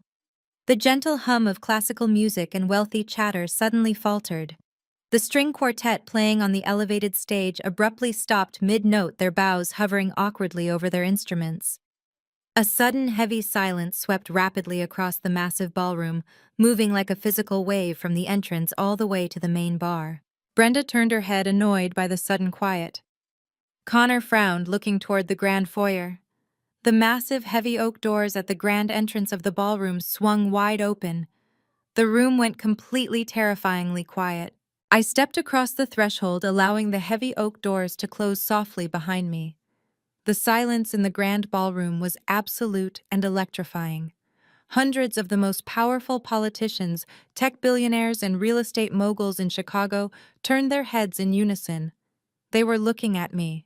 I did not wear a neon yellow safety vest. I did not carry the scent of diesel exhaust or commercial refuse. I wore the $15,000 custom haute couture gown. The deep emerald spun silk clung to my frame with architectural perfection, catching the brilliant light of the cascading crystal chandeliers. The fabric flowed around my legs like liquid glass with every measured predatory step I took. Around my neck rested a heavy, flawless diamond collar that flashed with cold, blinding fire. I held my head high, projecting the unmistakable, untouchable aura of a woman who completely owned the skyline. A blinding flurry of white light erupted near the entrance. The official society photographers hired to document the absolute elite of the city instantly recognized power when it walked into a room. They raised their heavy cameras and began snapping dozens of photographs in rapid succession. The loud mechanical clicking of camera shutters echoed sharply against the marble walls. The quiet murmurs of the wealthy guests began to rise, buzzing with intense curiosity and immediate respect. They did not know my face, but they instantly recognized that I was a heavy-hitting industry titan. Directly across the massive expanse of the ballroom, standing frozen near the main bar, my family was experiencing a catastrophic system failure. Brenda stood paralyzed. Her mouth hung open in a grotesque mask of sheer, unadulterated horror. Her fingers went completely numb. The crystal flute slipped directly through her grip. The glass hit the polished marble floor with a sharp, violent crash. Shards of expensive crystal exploded outward, sending a spray of premium champagne directly onto the hem of her rented silver evening gown. She did not even flinch. She did not look down at the mess. Her wide, terrified eyes remained locked entirely on me. Connor looked significantly worse. The blood drained from his face so fast, he looked like a chalk-white corpse dressed in a velvet tuxedo. His jaw clenched and his chest heaved as he stopped breathing entirely. He was staring at the exact same woman he had aggressively cornered in a filthy, wet alleyway just days ago. He was looking at the woman he had violently bribed with a crumpled $100 bill. His desperate, fraudulent brain tried to process the impossible reality standing in front of him. The City Hope Gala possessed the most ruthless, uncompromising security protocols in the entire state. Guests required heavily vetted platinum access passes, extensive background checks, and strict biometric scans just to get past the outer gates. You could not bribe your way into this ballroom. You could not sneak through a side door. You could not wear a $15,000 custom silk gown and a diamond collar on a sanitation worker's salary. Connor realized in a fraction of a second that I had not crashed the party. I had been officially invited. And if I was invited to the most exclusive philanthropic event of the year, it meant his entire narrative about my pathetic, impoverished existence was a massive, fatal lie. It meant the sister he had discarded was operating on a financial level he could not even comprehend. I stood at the top of the short, sweeping marble staircase that connected the grand foyer to the main ballroom floor. I did not look at my panicked mother or my terrified brother. My gaze swept right past their trembling figures and locked directly onto the VIP table at the center of the room. Jasmine stood next to her powerful parents. She looked absolutely spectacular. When our eyes met across the sea of elite guests, a sharp, predatory smile broke across her face. She gave me a single microscopic nod of approval. The execution was officially underway. I placed my hand on the polished brass railing and took my first step down the marble staircase. The movement broke the spell, paralyzing my family. Pure primal panic overrode their shock. Connor knew that if I walked down those stairs and mingled with the elite guests, I would inevitably speak to Jasmine. I would inevitably speak to her billionaire father, David, the man Connor had just finished feeding a mountain of financial lies. If I reached that main floor, his illusion of old money wealth would be instantly incinerated. Connor violently grabbed Brenda by the elbow. He did not bother excusing himself to David or Patricia. He abandoned the billionaires without a single word of explanation, practically dragging my mother away from the main bar. They moved with desperate, frantic speed, weaving aggressively through the crowd of wealthy patrons.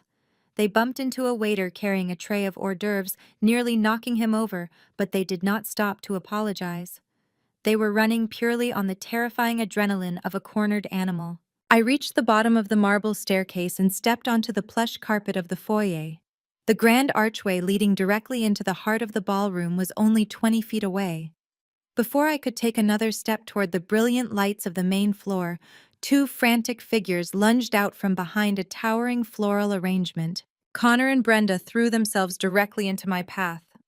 They stood shoulder to shoulder, using their bodies to form a desperate physical barricade across the width of the marble archway. Connor was breathing heavily, his chest heaving under his rented tuxedo, while Brenda stared at me with wide, manic eyes, completely blocking my entry into the ballroom.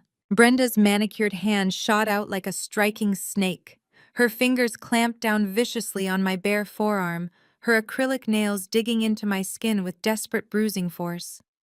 I did not flinch. I did not pull away.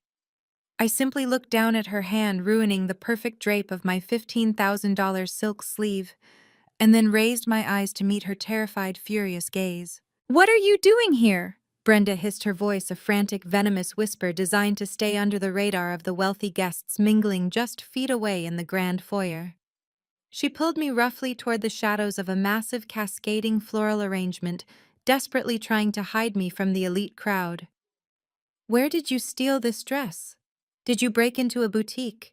Did you sleep with a bouncer at the service entrance to sneak in here? You are going to ruin everything." Her breath smelled of stale champagne and absolute panic. She looked me up and down, her eyes darting from the architectural lines of my custom gown to the heavy diamond collar resting against my collarbone. She was frantically trying to process how the daughter she had banished to the slums was suddenly dripping in high society wealth. Her brain refused to accept the reality standing right in front of her. To Brenda, I was still the filthy garbage collector. The only logical explanation in her toxic classist mind was grand larceny or prostitution. She genuinely believed I was a criminal before she would ever believe I was a success. I did not yell. I did not justify my presence or attempt to explain my net worth. I simply waited as a waiter in a crisp white tailcoat passed by our little standoff, carrying a heavy silver tray. I smoothly reached out with my free hand and lifted a crystal glass of sparkling water from the tray. I took a slow, deliberate sip, letting the cold carbonation fizz against my tongue while my mother continued to dig her nails into my arm. "Remove your hand from my arm, Brenda," I said, my voice dropping to a dangerous, icy register that sent a visible shiver down her spine.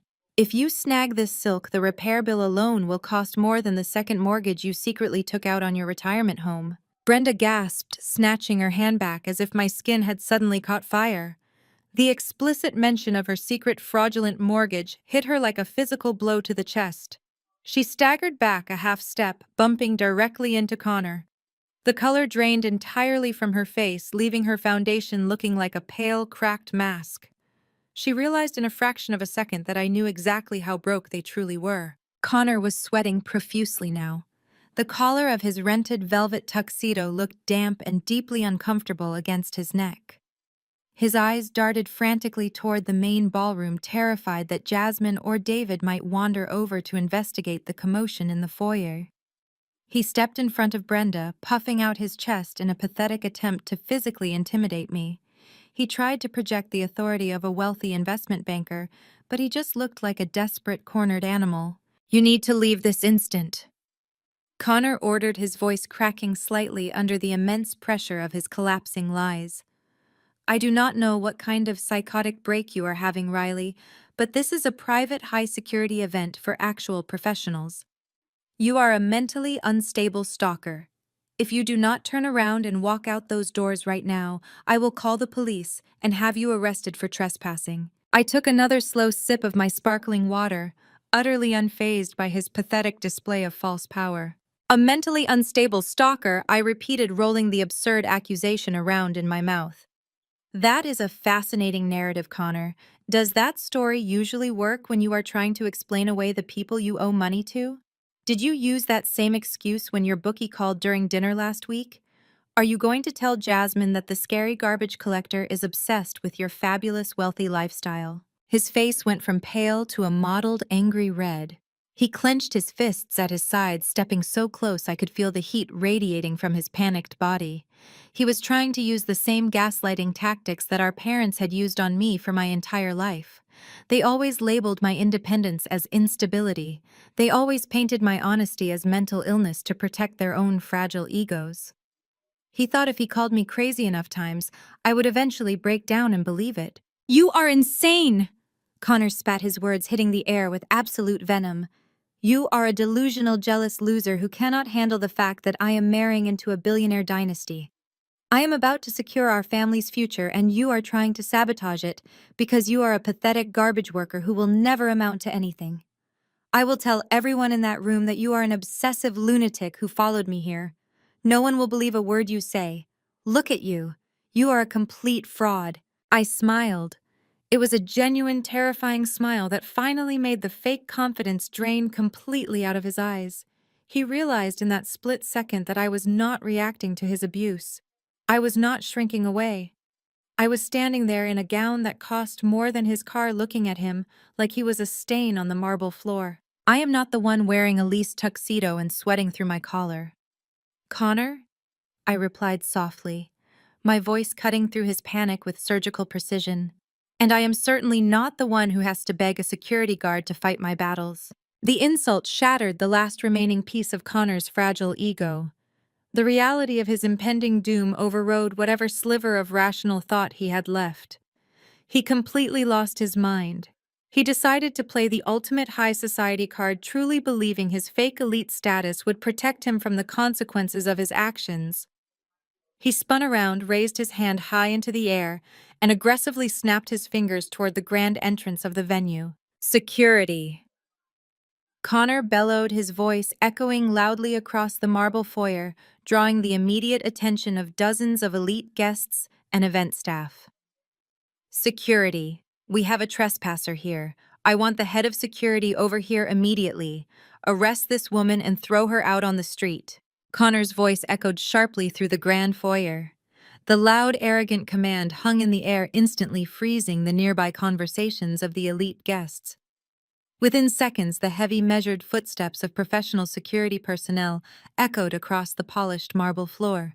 Led by the head of security, a towering, broad-shouldered man with a severe military haircut and a tailored black suit, the team moved with absolute purpose. He was flanked by two highly muscular guards who looked ready to tackle a physical threat to the ground. Connor puffed out his chest even further. He adjusted his laced velvet lapels, looking at me with a triumphant, malicious sneer. He genuinely believed that his rented tuxedo and his proximity to the main ballroom gave him the supreme authority to command these men. He thought his fake high society status was an impenetrable shield. Right here, Connor ordered, pointing a trembling, sweaty finger directly at my face as the security team approached. This woman is an uninvited trespasser. She is a known stalker with a history of severe mental instability. She has been harassing my family and trying to extort us for money. I want her physically removed from this venue immediately. Check her for stolen items and hand her over to the local authorities right now. Brenda nodded vigorously beside him, desperate to reinforce the lie. She added her own frantic, breathless accusations about how she feared for her life and how I must have forced my way through the catering service entrance. They were throwing every toxic, manipulative tactic they had ever used on me directly at the security team, expecting immediate obedience. The head of security stepped up to the edge of our tense little circle. He did not reach for his radio. He did not signal his muscular guards to grab my arms. He did not even look at Connor or Brenda. He walked right past my brother, completely ignoring the frantic, sweating man who was barking orders like a spoiled, entitled child. The large, intimidating captain stopped exactly 2 feet in front of me. He snapped his heels together, clasped his hands firmly behind his back, and bowed from the waist with absolute, unquestionable respect. "Good evening, Ms. Riley," the head of security said. His deep voice carried a tone of profound professional deference that echoed clearly in the foyer. "Welcome to the City Hope Gala. We were informed of your arrival at the VIP entrance. Is everything to your satisfaction tonight, or is this man harassing you?" The color did not just drain from Connor's face. His entire physical structure seemed to collapse inward. His jaw went slack, dropping open so wide it looked practically unhinged. Brenda let out a pathetic, high-pitched squeak, taking a stumbling step backward, until her spine hit the edge of a massive marble pillar. They stared at the head of security, utterly paralyzed by the impossibility of the scene unfolding in front of them. The authoritative man they had just summoned to execute their dirty work was currently bowing to the very garbage collector they despised. I took another slow, refreshing sip of my sparkling water. I met the security captain's eyes and offered a polite, appreciative nod. "Good evening, Captain," I replied smoothly, projecting the calm authority of a woman who owned the room. "The venue looks spectacular tonight. And to answer your question, yes. This individual stepped directly into my path and has been aggressively shouting completely fabricated accusations for the past 3 minutes. He is becoming a significant nuisance to my evening." The head of security slowly turned his massive frame around to face Connor. The respectful, polite demeanor he had shown me vanished instantly. It was replaced by a cold, hardened glare that promised immediate physical consequences. The two muscular guards flanking him stepped forward in unison, instinctively boxing Connor and Brenda into a tight, inescapable corner against the floral arrangement. "There must be a mistake," Connor stammered, his voice cracking into a pathetic high octave of sheer panic. "You do not understand who she is. I am telling you, she is a sanitation worker. She drives a trash truck. I am the fiancé of Jasmine, the lead legal counsel for Vanguard Holdings. My future father-in-law is David. You need to listen to me." The head of security did not blink. He stepped directly into Connor's personal space, forcing my brother to crane his neck upward to meet the taller man's furious gaze. "I know exactly who you are," the captain stated, his voice a low, dangerous rumble that cut right through Connor's desperate name-dropping. "You are holding a standard general admission ticket. But the woman you are currently pointing your finger at is not a trespasser. Ms. Riley is the platinum sponsor of tonight's entire gala." The captain let those words hang in the heavy air, allowing the sheer magnitude of my financial dominance to crush Connor's fragile, rented illusion. "She single-handedly underwrote the operational costs of this entire charity event." The captain continued, his tone absolutely merciless. "Her corporation provided the funding that paid for this venue, the catering, and the very security detail you just tried to order around like a fool. She is the highest-ranking VIP in this building. She practically owns the floor you are standing on." Brenda covered her mouth with both hands, letting out a muffled, horrified sob. Connor looked like a man who had just been shoved out of an airplane without a parachute. His chest heaved rapidly, but he could not draw enough oxygen into his lungs. The reality of his impending doom was suffocating him. He realized that the sister he had kicked to the curb was the primary benefactor of the elite society he was desperately trying to scam. The head of security leaned in closer to Connor, his voice dropping to a harsh, lethal whisper that carried absolute authority. "Step away from her right now, or I will have your general admission credentials permanently revoked. I will have my men drag you out the service doors and toss you onto the street. Do I make myself perfectly clear?" Connor and Brenda stood completely frozen. They looked exactly like they had just seen a ghost, completely trapped and paralyzed by the devastating, unstoppable power of the daughter they had thrown away. Connor stepped back, his chest caving inward, as if the oxygen had been entirely sucked out of the grand foyer. Brenda plastered herself flat against the cold marble pillar, her breathing shallow and erratic. I did not offer them a parting insult. I did not gloat. True power never needs to explain itself. I simply gave the security captain a polite nod of gratitude and stepped right between my paralyzed mother and my terrified brother. The heavy emerald silk of my custom gown brushed against Connor's cheap velvet tuxedo as I glided past him. He flinched like he had been burned by the fabric. I walked straight through the towering oak doors and officially entered the main ballroom. The atmosphere inside was electric. A string quartet played a sophisticated symphony over the low hum of wealthy patrons networking and securing backroom deals. The elite crowd naturally parted for me, their eyes drawn to the blinding flash of the diamond collar resting against my neck and the absolute confidence radiating from my posture. I was not sneaking in through a service elevator. I was parting the sea of high society like royalty, and every gaze in the room followed my path. I navigated the polished floor with deliberate grace, heading straight for the epicenter of the room. The head table sat elevated on a tiered platform right beneath the largest crystal chandelier. It was the absolute throne of the City Hope Gala, reserved strictly for the highest-ranking dignitaries, the mayor, and the ultimate financial benefactors. As I approached the velvet-lined steps of the platform, David stood up from his chair. The billionaire real estate mogul did not offer me a polite nod from a distance. He stepped down to the main floor to personally greet me. His massive presence commanded instant respect from the surrounding tables. "Welcome to the pinnacle, Riley," David said, his deep voice carrying a tone of absolute professional admiration. He extended his hand. I gripped it firmly, returning a handshake that communicated equal corporate dominance. "Your family knows how to throw a spectacular event, David," I replied smoothly. "Vertex Waste Solutions is incredibly proud to be the platinum sponsor tonight. We look forward to cleaning up the city together." Patricia rose from her seat, next her sapphire gown shimmering as she offered me a warm, genuine embrace. "We are honored to have you at our table, Riley," she said, her sharp eyes sparkling with predatory intelligence.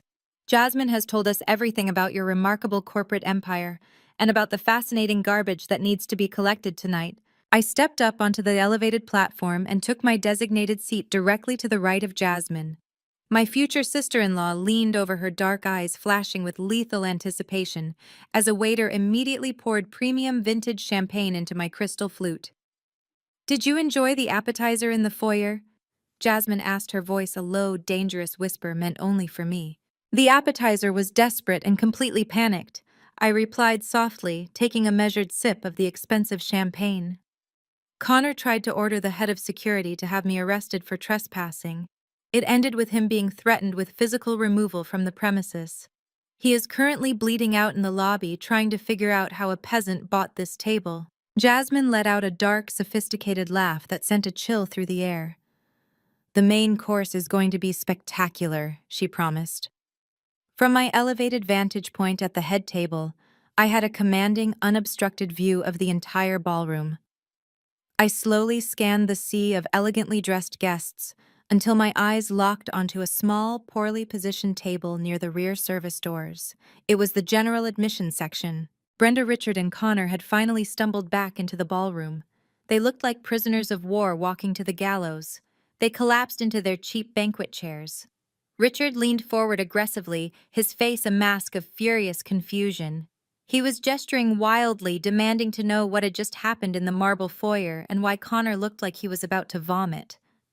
Brenda covered her face with her trembling hands, her rented silver gown still stained with the champagne she had dropped earlier. Connor looked entirely hollowed out. He sat slumped in his chair, staring blankly at the white tablecloth. His hands shook violently as he reached for a water glass. He slowly lifted his heavy head, his panicked, bloodshot eyes scanning the massive room until he finally found the elevated head table. I held my crystal flute and looked directly back at him. I did not wave. I did not smile. I simply stared at him from the absolute peak of the social hierarchy he had desperately tried to infiltrate. I watched the devastating reality crush him from across the room. He was trapped. He could not stand up and run out the back doors, because fleeing the gala would be an extreme, unforgivable insult to David and Patricia. If he ran, the fraudulent investment pitch he had just delivered to the billionaire would instantly implode, and his last desperate chance at a financial bailout would vanish. But staying in the ballroom meant he was forced to sit in silent, agonizing terror, wondering exactly how much Jasmine actually knew. He was paralyzed in a cage of his own making, forced to watch the sister he had discarded sit shoulder to shoulder with the elite dynasty he was actively trying to scam. Brenda slowly lowered her shaking hands from her face. She looked up, following Connor's terrified gaze, and finally spotted me sitting on the platform. The sheer psychological horror that washed over my mother's features was breathtaking. She saw me laughing with Patricia. She saw David treating me with profound professional respect. The toxic classist illusion she had maintained for her entire life shattered completely in that single moment. The garbage collector was the queen of the room, and Brenda was trapped in the cheap seats, choking on her own toxic vanity. The ambient noise of the grand ballroom suddenly shifted. The string quartet smoothly brought their symphony to a graceful halt. The waiters quickly cleared the last of the dessert plates, stepping back silently into the shadows of the service corridors.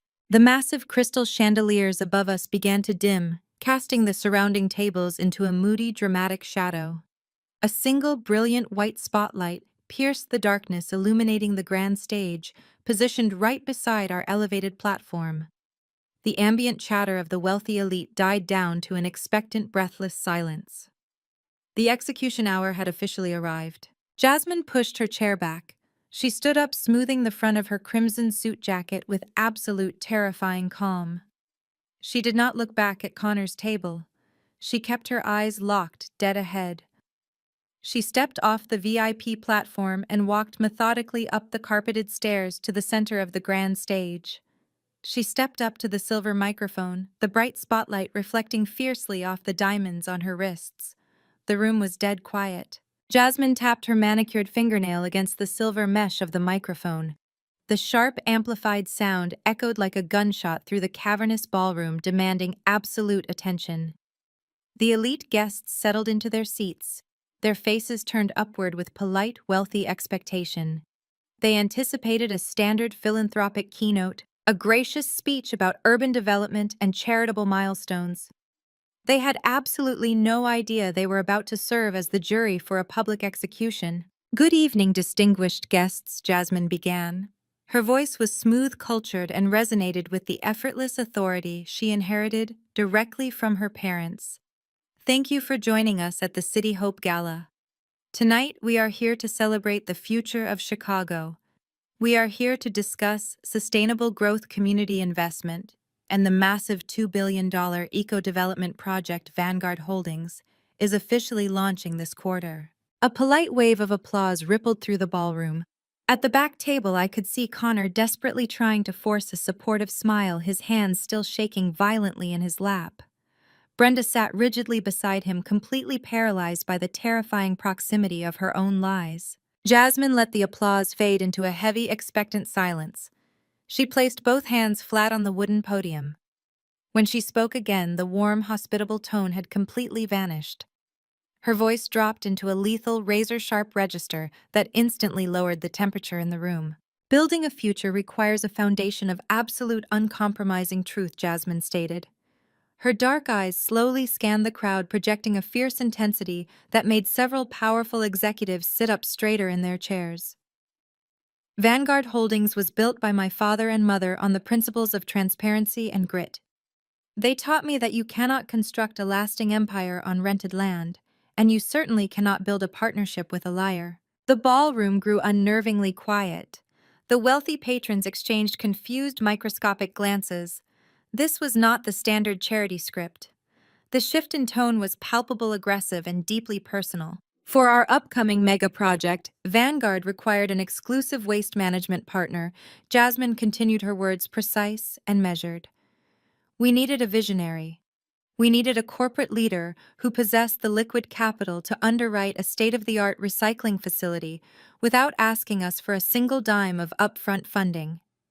We needed someone who built their empire with their own two hands, someone who understands the true value of honest, grueling labor." Jasmine turned her head slightly, directing her piercing gaze right toward the elevated head table. "I am thrilled to announce that we have found that partner," Jasmine declared, her voice rising with fierce, unapologetic pride. "She is a self-made eco-millionaire. She is the founder and chief executive officer of Vertex Waste Solutions. She commands a massive commercial fleet that keeps this very city running, and her enterprise generated $85 million in revenue just last quarter alone. Please direct your attention to the head table and join me in welcoming my VIP guest, Riley." A secondary blinding white spotlight snapped on. The beam cut through the dark ballroom and hit me directly. The light caught the deep emerald silk of my haute couture gown and ignited the heavy diamond collar around my neck into a blaze of cold fire. I remained seated, offering a slow, powerful nod to the crowd. A loud, unified murmur of profound respect swept across the room. Billionaires and politicians raised their crystal flutes in my direction, utterly captivated by the revelation of a new, heavy-hitting industry titan in their midst. Jasmine waited for the wave of admiration to crest before she leaned back into the microphone. She was holding a lethal weapon, and it was time to pull the trigger. "Riley is a remarkable titan of industry," Jasmine said, her voice slicing through the applause and bringing the room back to a dead, breathless silence. "But I did not invite her here tonight solely to celebrate our new corporate alliance. I invited her here to honor her incredible grace under fire." You see, Riley is also the exact same woman that my so-called fiancé aggressively cornered in a commercial alleyway just 3 days ago. The silence in the ballroom shattered. A collective audible gasp echoed off the marble walls. Hundreds of wealthy guests stiffened in their chairs, their eyes darting rapidly from the stage to me. Jasmine gripped the edges of the podium. Her eyes locked onto the cheap tables at the back of the room, like a sniper finding her target. My former fiancé walked up to this brilliant self-made CEO while she was inspecting her own commercial fleet. Jasmine announced, her voice dripping with absolute unfiltered disgust. He shoved a crumpled $100 bill into her chest. He ordered her to take her garbage truck and hide in the shadows. He looked at a woman who owns a $300 million corporation, and he explicitly referred to her as a disgusting homeless peasant. The wealthy crowd murmured in shock and outrage. The elite class despised many things, but they absolutely loathed a foolish man who humiliated a powerful peer. And do you want to know why he did it? Jasmine asked, her voice echoing like a judge handing down a fatal sentence. He did not do it because he was confused. He did it to protect a fragile, pathetic, rented illusion of wealth. He tried to hide her from me because Riley is not just the CEO of Vertex Waste Solutions. She is his biological sister. A second massive wave of shock ripped through the ballroom. The scandal was absolute perfection. A fake aristocrat attempting to bury his highly successful blue-collar sister to secure a wealthy marriage. The high society crowd practically salivated at the sheer unadulterated drama of the exposure. Jasmine did not let them recover. She raised her right hand high into the air and snapped her fingers with sharp theatrical precision. The lighting technician working the catwalk above followed the exact instructions Jasmine had provided earlier that afternoon. The massive spotlight sweeping over the crowd instantly changed direction. The blinding white beam of light shot directly across the expansive ballroom, cutting through the darkness like a laser. The spotlight slammed down onto the general admission tables at the far edge of the room. It pinned Connor perfectly to his cheap banquet chair. He was trapped in a circle of blazing, inescapable light. Every single eye in the grand ballroom, hundreds of the most powerful and influential people in the entire city, turned simultaneously to stare directly at him. He sat frozen, his face chalk-white, heavily sweating through the collar of his least velvet tuxedo, completely exposed as the ultimate fraud. Jasmine did not let him look away. She stood at the wooden podium, staring down from the grand stage at the man who had tried to play her brilliant family for fools. She slowly raised her left hand, extending her fingers, so the massive diamond engagement ring caught the harsh glare of the overhead stage lights. The brilliant sparkle of the expensive gemstone stood in sharp contrast to the absolute darkness of the betrayal it represented. When Connor asked me to marry him, Jasmine's voice echoed through the massive ballroom speakers, crisp, clinical, and unwavering. He presented himself as an elite investment banking executive. He told my family he was a man of old money, a master of global finance with a generational trust fund. He wore bespoke suits, ordered expensive wine, and talked a very big game about offshore portfolios and emerging tech sectors. He sold my parents and me a flawless aristocratic illusion. She lowered her hand, her manicured fingers gripping the edge of the podium so tightly her knuckles turned pale. But an illusion is just a polite word for a predatory lie, she stated, the temperature in the room dropping yet again. And my family does not tolerate liars. Jasmine pulled a sleek digital tablet from the podium shelf. She tapped the illuminated screen exactly one time. Immediately, the massive projection screens that flanked the grand stage flickered to life.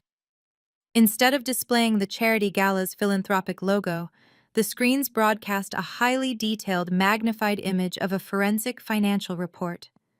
The bright red numbers were impossible to miss, looming over the entire ballroom like a digital executioner's blade. "Allow me to introduce you to the real Connor," Jasmine announced, gesturing sharply toward the giant screens. "He is not a senior executive. He is a mid-level analyst who barely makes enough money to cover the monthly lease on that flashy sports car he drives. What you are looking at on these screens is a catastrophic trail of absolute financial ruin. My so-called fiancé is currently drowning in exactly $1.2 million of debt. A heavy wave of revulsion swept through the ballroom. The elite guest people who spent their entire lives building and protecting vast corporate fortunes stared at the screens in utter disgust.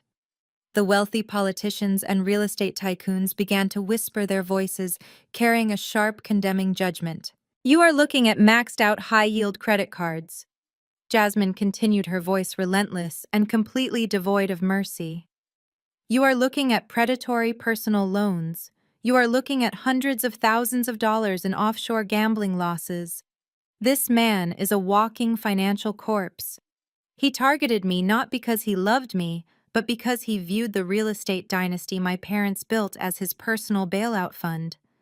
He planned to use my family's hard-earned capital to quietly pay off his loan sharks before they broke his legs. Connor looked like he was going to vomit. He gripped the edge of his cheap banquet table, his knuckles turning white as he tried to anchor himself to a reality that was rapidly disintegrating into ash. But Jasmine was not finished. She shifted her fierce, predatory gaze from Connor to the woman sitting rigidly beside him. And a scam of this magnitude requires accomplices, Jasmine declared. Connor did not build this pathetic house of cards alone. He had the full, enthusiastic backing of his parents. Brenda let out a sharp, panicked gasp. She shook her head frantically, holding her hands up in front of her chest, as if she could physically block the words from reaching the elite crowd. Brenda and Richard, Jasmine said, her tone dripping with pure, unadulterated contempt. They sat at my engagement dinner and cried tears of joy. They told me I was an absolute answer to their prayers. I thought they were being deeply sentimental. I did not realize they were quite literally praying for a financial rescue. You see, to fund Connor's fake aristocratic lifestyle, Brenda and Richard completely liquidated their retirement accounts. Even worse, they secretly took out a massive second mortgage on their suburban home. The crowd gasped again. This was the ultimate taboo in high society. It was the desperate, pathetic reality of people sacrificing everything just to pretend they belonged. They funneled every single dime of their remaining equity into Connor's checking account. Jasmine exposed the hard truth, hitting the ballroom like a physical strike. They actively funded a predator. They were willing to sacrifice their own daughter, banning a highly successful corporate CEO from family events just to keep their golden boy looking rich enough to scam my family. They sold their souls for a seat at this table tonight. Jasmine stepped away from the microphone. The heavy silence in the room was absolutely deafening. She walked down the carpeted stairs of the grand stage, moving with the terrifying, unhurried grace of an executioner. The sea of wealthy guests parted immediately, clearing a wide path for her, as she marched directly toward the spotlight, pinning Connor to his table. Connor tried to stand up, but his legs completely failed him. He fell heavily back into his chair, his chest heaving as he gasped for air. Brenda was weeping openly now, her face buried in her hands, her rented silver gown ruined, and her fake aristocratic pride utterly obliterated.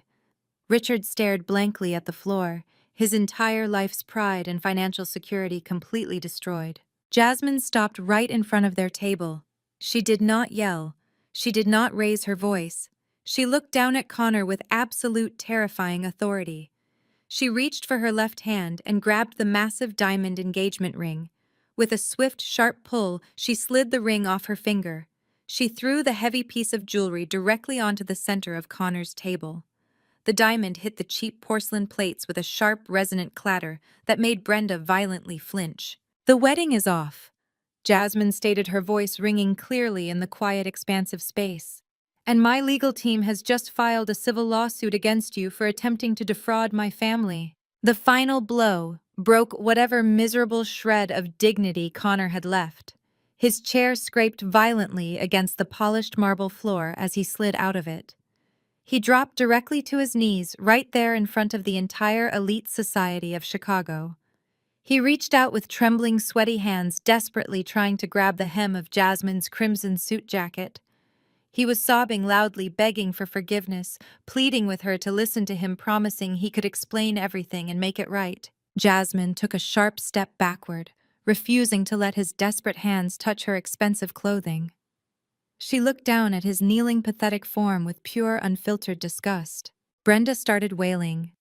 It was a loud, desperate sound of complete social destruction. She realized they were not just broke, they were entirely ruined. No bank would ever look at them. No country club would ever let them through the door. The elite crowd surrounding them did not offer a single ounce of sympathy. The billionaires, mayors, and industry titans stared down at the kneeling man and the wailing mother with absolute, icy contempt. They looked at them exactly like trash that needed to be swiftly swept away. Jasmine turned her back on the pathetic display. She looked across the expansive ballroom, her dark eyes finding the elevated head table where I sat perfectly poised in my emerald gown. She looked directly at me. Riley Jasmine called out, her strong voice carrying easily over the sound of Connor's sobbing and Brenda's wailing. "Please join me on the stage, we have a city to build." I stood up from the elevated platform. The heavy emerald silk of my custom gown swept perfectly across the plush carpet as I descended the velvet-lined stairs. The sea of billionaires, mayors, and industry titans parted for me once again, but this time the atmosphere was completely different. They were no longer just looking at a successful corporate sponsor. They were looking at an executioner walking to the block. I moved with absolute, unhurried precision. Every step I took echoed with the weight of 33 years of being pushed aside, minimized, and treated like an embarrassing secret. I reached the center of the grand stage where Jasmine stood waiting. She stepped back, offering me the center position and the silver microphone with a look of profound sisterly solidarity. I took my place behind the wooden podium. The blinding spotlight shifted, expanding slightly to capture both of us in its brilliant glare. I looked out over the massive ballroom. Hundreds of the most powerful people in Chicago were hanging on my every breath. But my eyes bypassed the elite crowd and locked directly onto the pathetic display happening at the back table. Connor was still on his knees on the cold marble floor. His designer velvet tuxedo was crumpled and soaked with his own desperate sweat. He was gasping for air, absolutely shattered by the reality that his multi-million-dollar scam had collapsed. Brenda was slumped in her cheap banquet chair, her face buried in her hands, her shoulders heaving with loud, ugly sobs. Her entire social climbing existence had been incinerated in less than 10 minutes. Richard stood rigidly beside her, staring blankly at the floor. His retirement was gone. His house was leveraged to the breaking point. He had bet his entire life on a parasitic son and lost absolutely everything. I leaned into the microphone. I did not scream. I did not raise my voice in anger or let a single tear touch my face. I spoke with a chilling, absolute calm that carried flawlessly through the massive ballroom speakers. For my entire life, I began my voice steady and commanding. My parents told me that honest labor was a disease. They banned me from family dinners. They demanded I hide in the shadows because they were terrified my blue-collar industry would shatter their fragile rented illusion of wealth. They looked at a woman who built a corporate empire from the ground up, and they called her a filthy peasant simply because she wore a high-visibility vest. I gripped the edges of the podium, letting the silence stretch for a fraction of a second before delivering the fatal blow. Some people think dealing with trash is shameful. But the real trash is not in the dumpsters. It is the lies, the greed, and parents who would sacrifice one child to fund the delusions of another. A heavy, resonant silence settled over the room. The elite crowd did not whisper or gossip. They absorbed the absolute brutal truth of my words. They looked at my parents not with pity, but with the profound, icy disgust reserved for people who possessed zero moral character. Connor looked up from the floor, his tear-streaked face catching the harsh spotlight. He opened his mouth to beg, to plead for a bailout, to offer some pathetic excuse. I did not give him the chance to speak. I raised my hand and made a sharp, decisive gesture toward the head of security who was standing at the ready near the grand foyer doors. He immediately caught my signal. "Please take the trash out," I ordered, my voice echoing with merciless finality. The security captain nodded sharply. He and his muscular guards marched directly toward the back table. They did not gently escort my family toward the exit.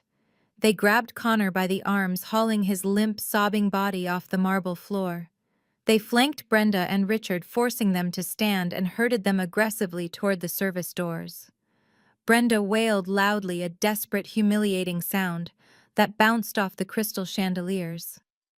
Connor cried out, his voice cracking, as the guards physically dragged him away from the wealthy society he had tried to infiltrate. The heavy wooden service doors swung open, swallowing their pathetic cries, and then slammed shut with a heavy, satisfying thud. The room was finally clean. The tension in the ballroom evaporated instantly. The toxic biohazard had been officially removed from the premises. A spontaneous roaring wave of applause erupted from the crowd. Real estate moguls and tech billionaires stood up from their tables, offering a standing ovation to the woman who had just delivered the most spectacular corporate execution in the history of the City Hope Gala. I turned away from the empty back table and looked at Jasmine. She was smiling, a brilliant, genuine expression of fierce triumph. I reached out and took a crystal flute of premium champagne from a passing waiter.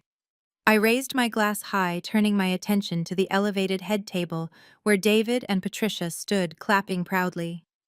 I locked eyes with the powerful African-American dynasty that had just become my greatest corporate allies. We had exposed the fraud, protected their empire, and secured a multi-million-dollar infrastructure deal that would change the city forever. I took a slow, victorious sip of the champagne. The sweet, crisp taste of absolute success flooded my senses. I had walked into this ballroom as the discarded daughter. I was walking out as an untouchable queen. I turned back toward the cheering crowd, standing shoulder to shoulder with Jasmine, and stepped brilliantly into the blinding light of my limitless future.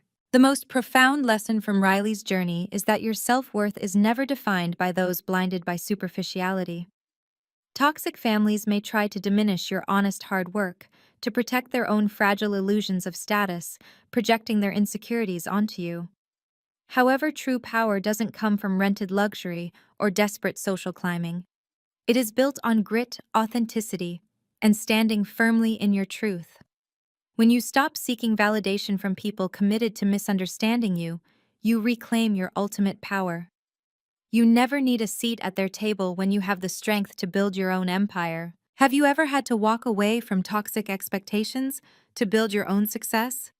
Share your story in the comments below.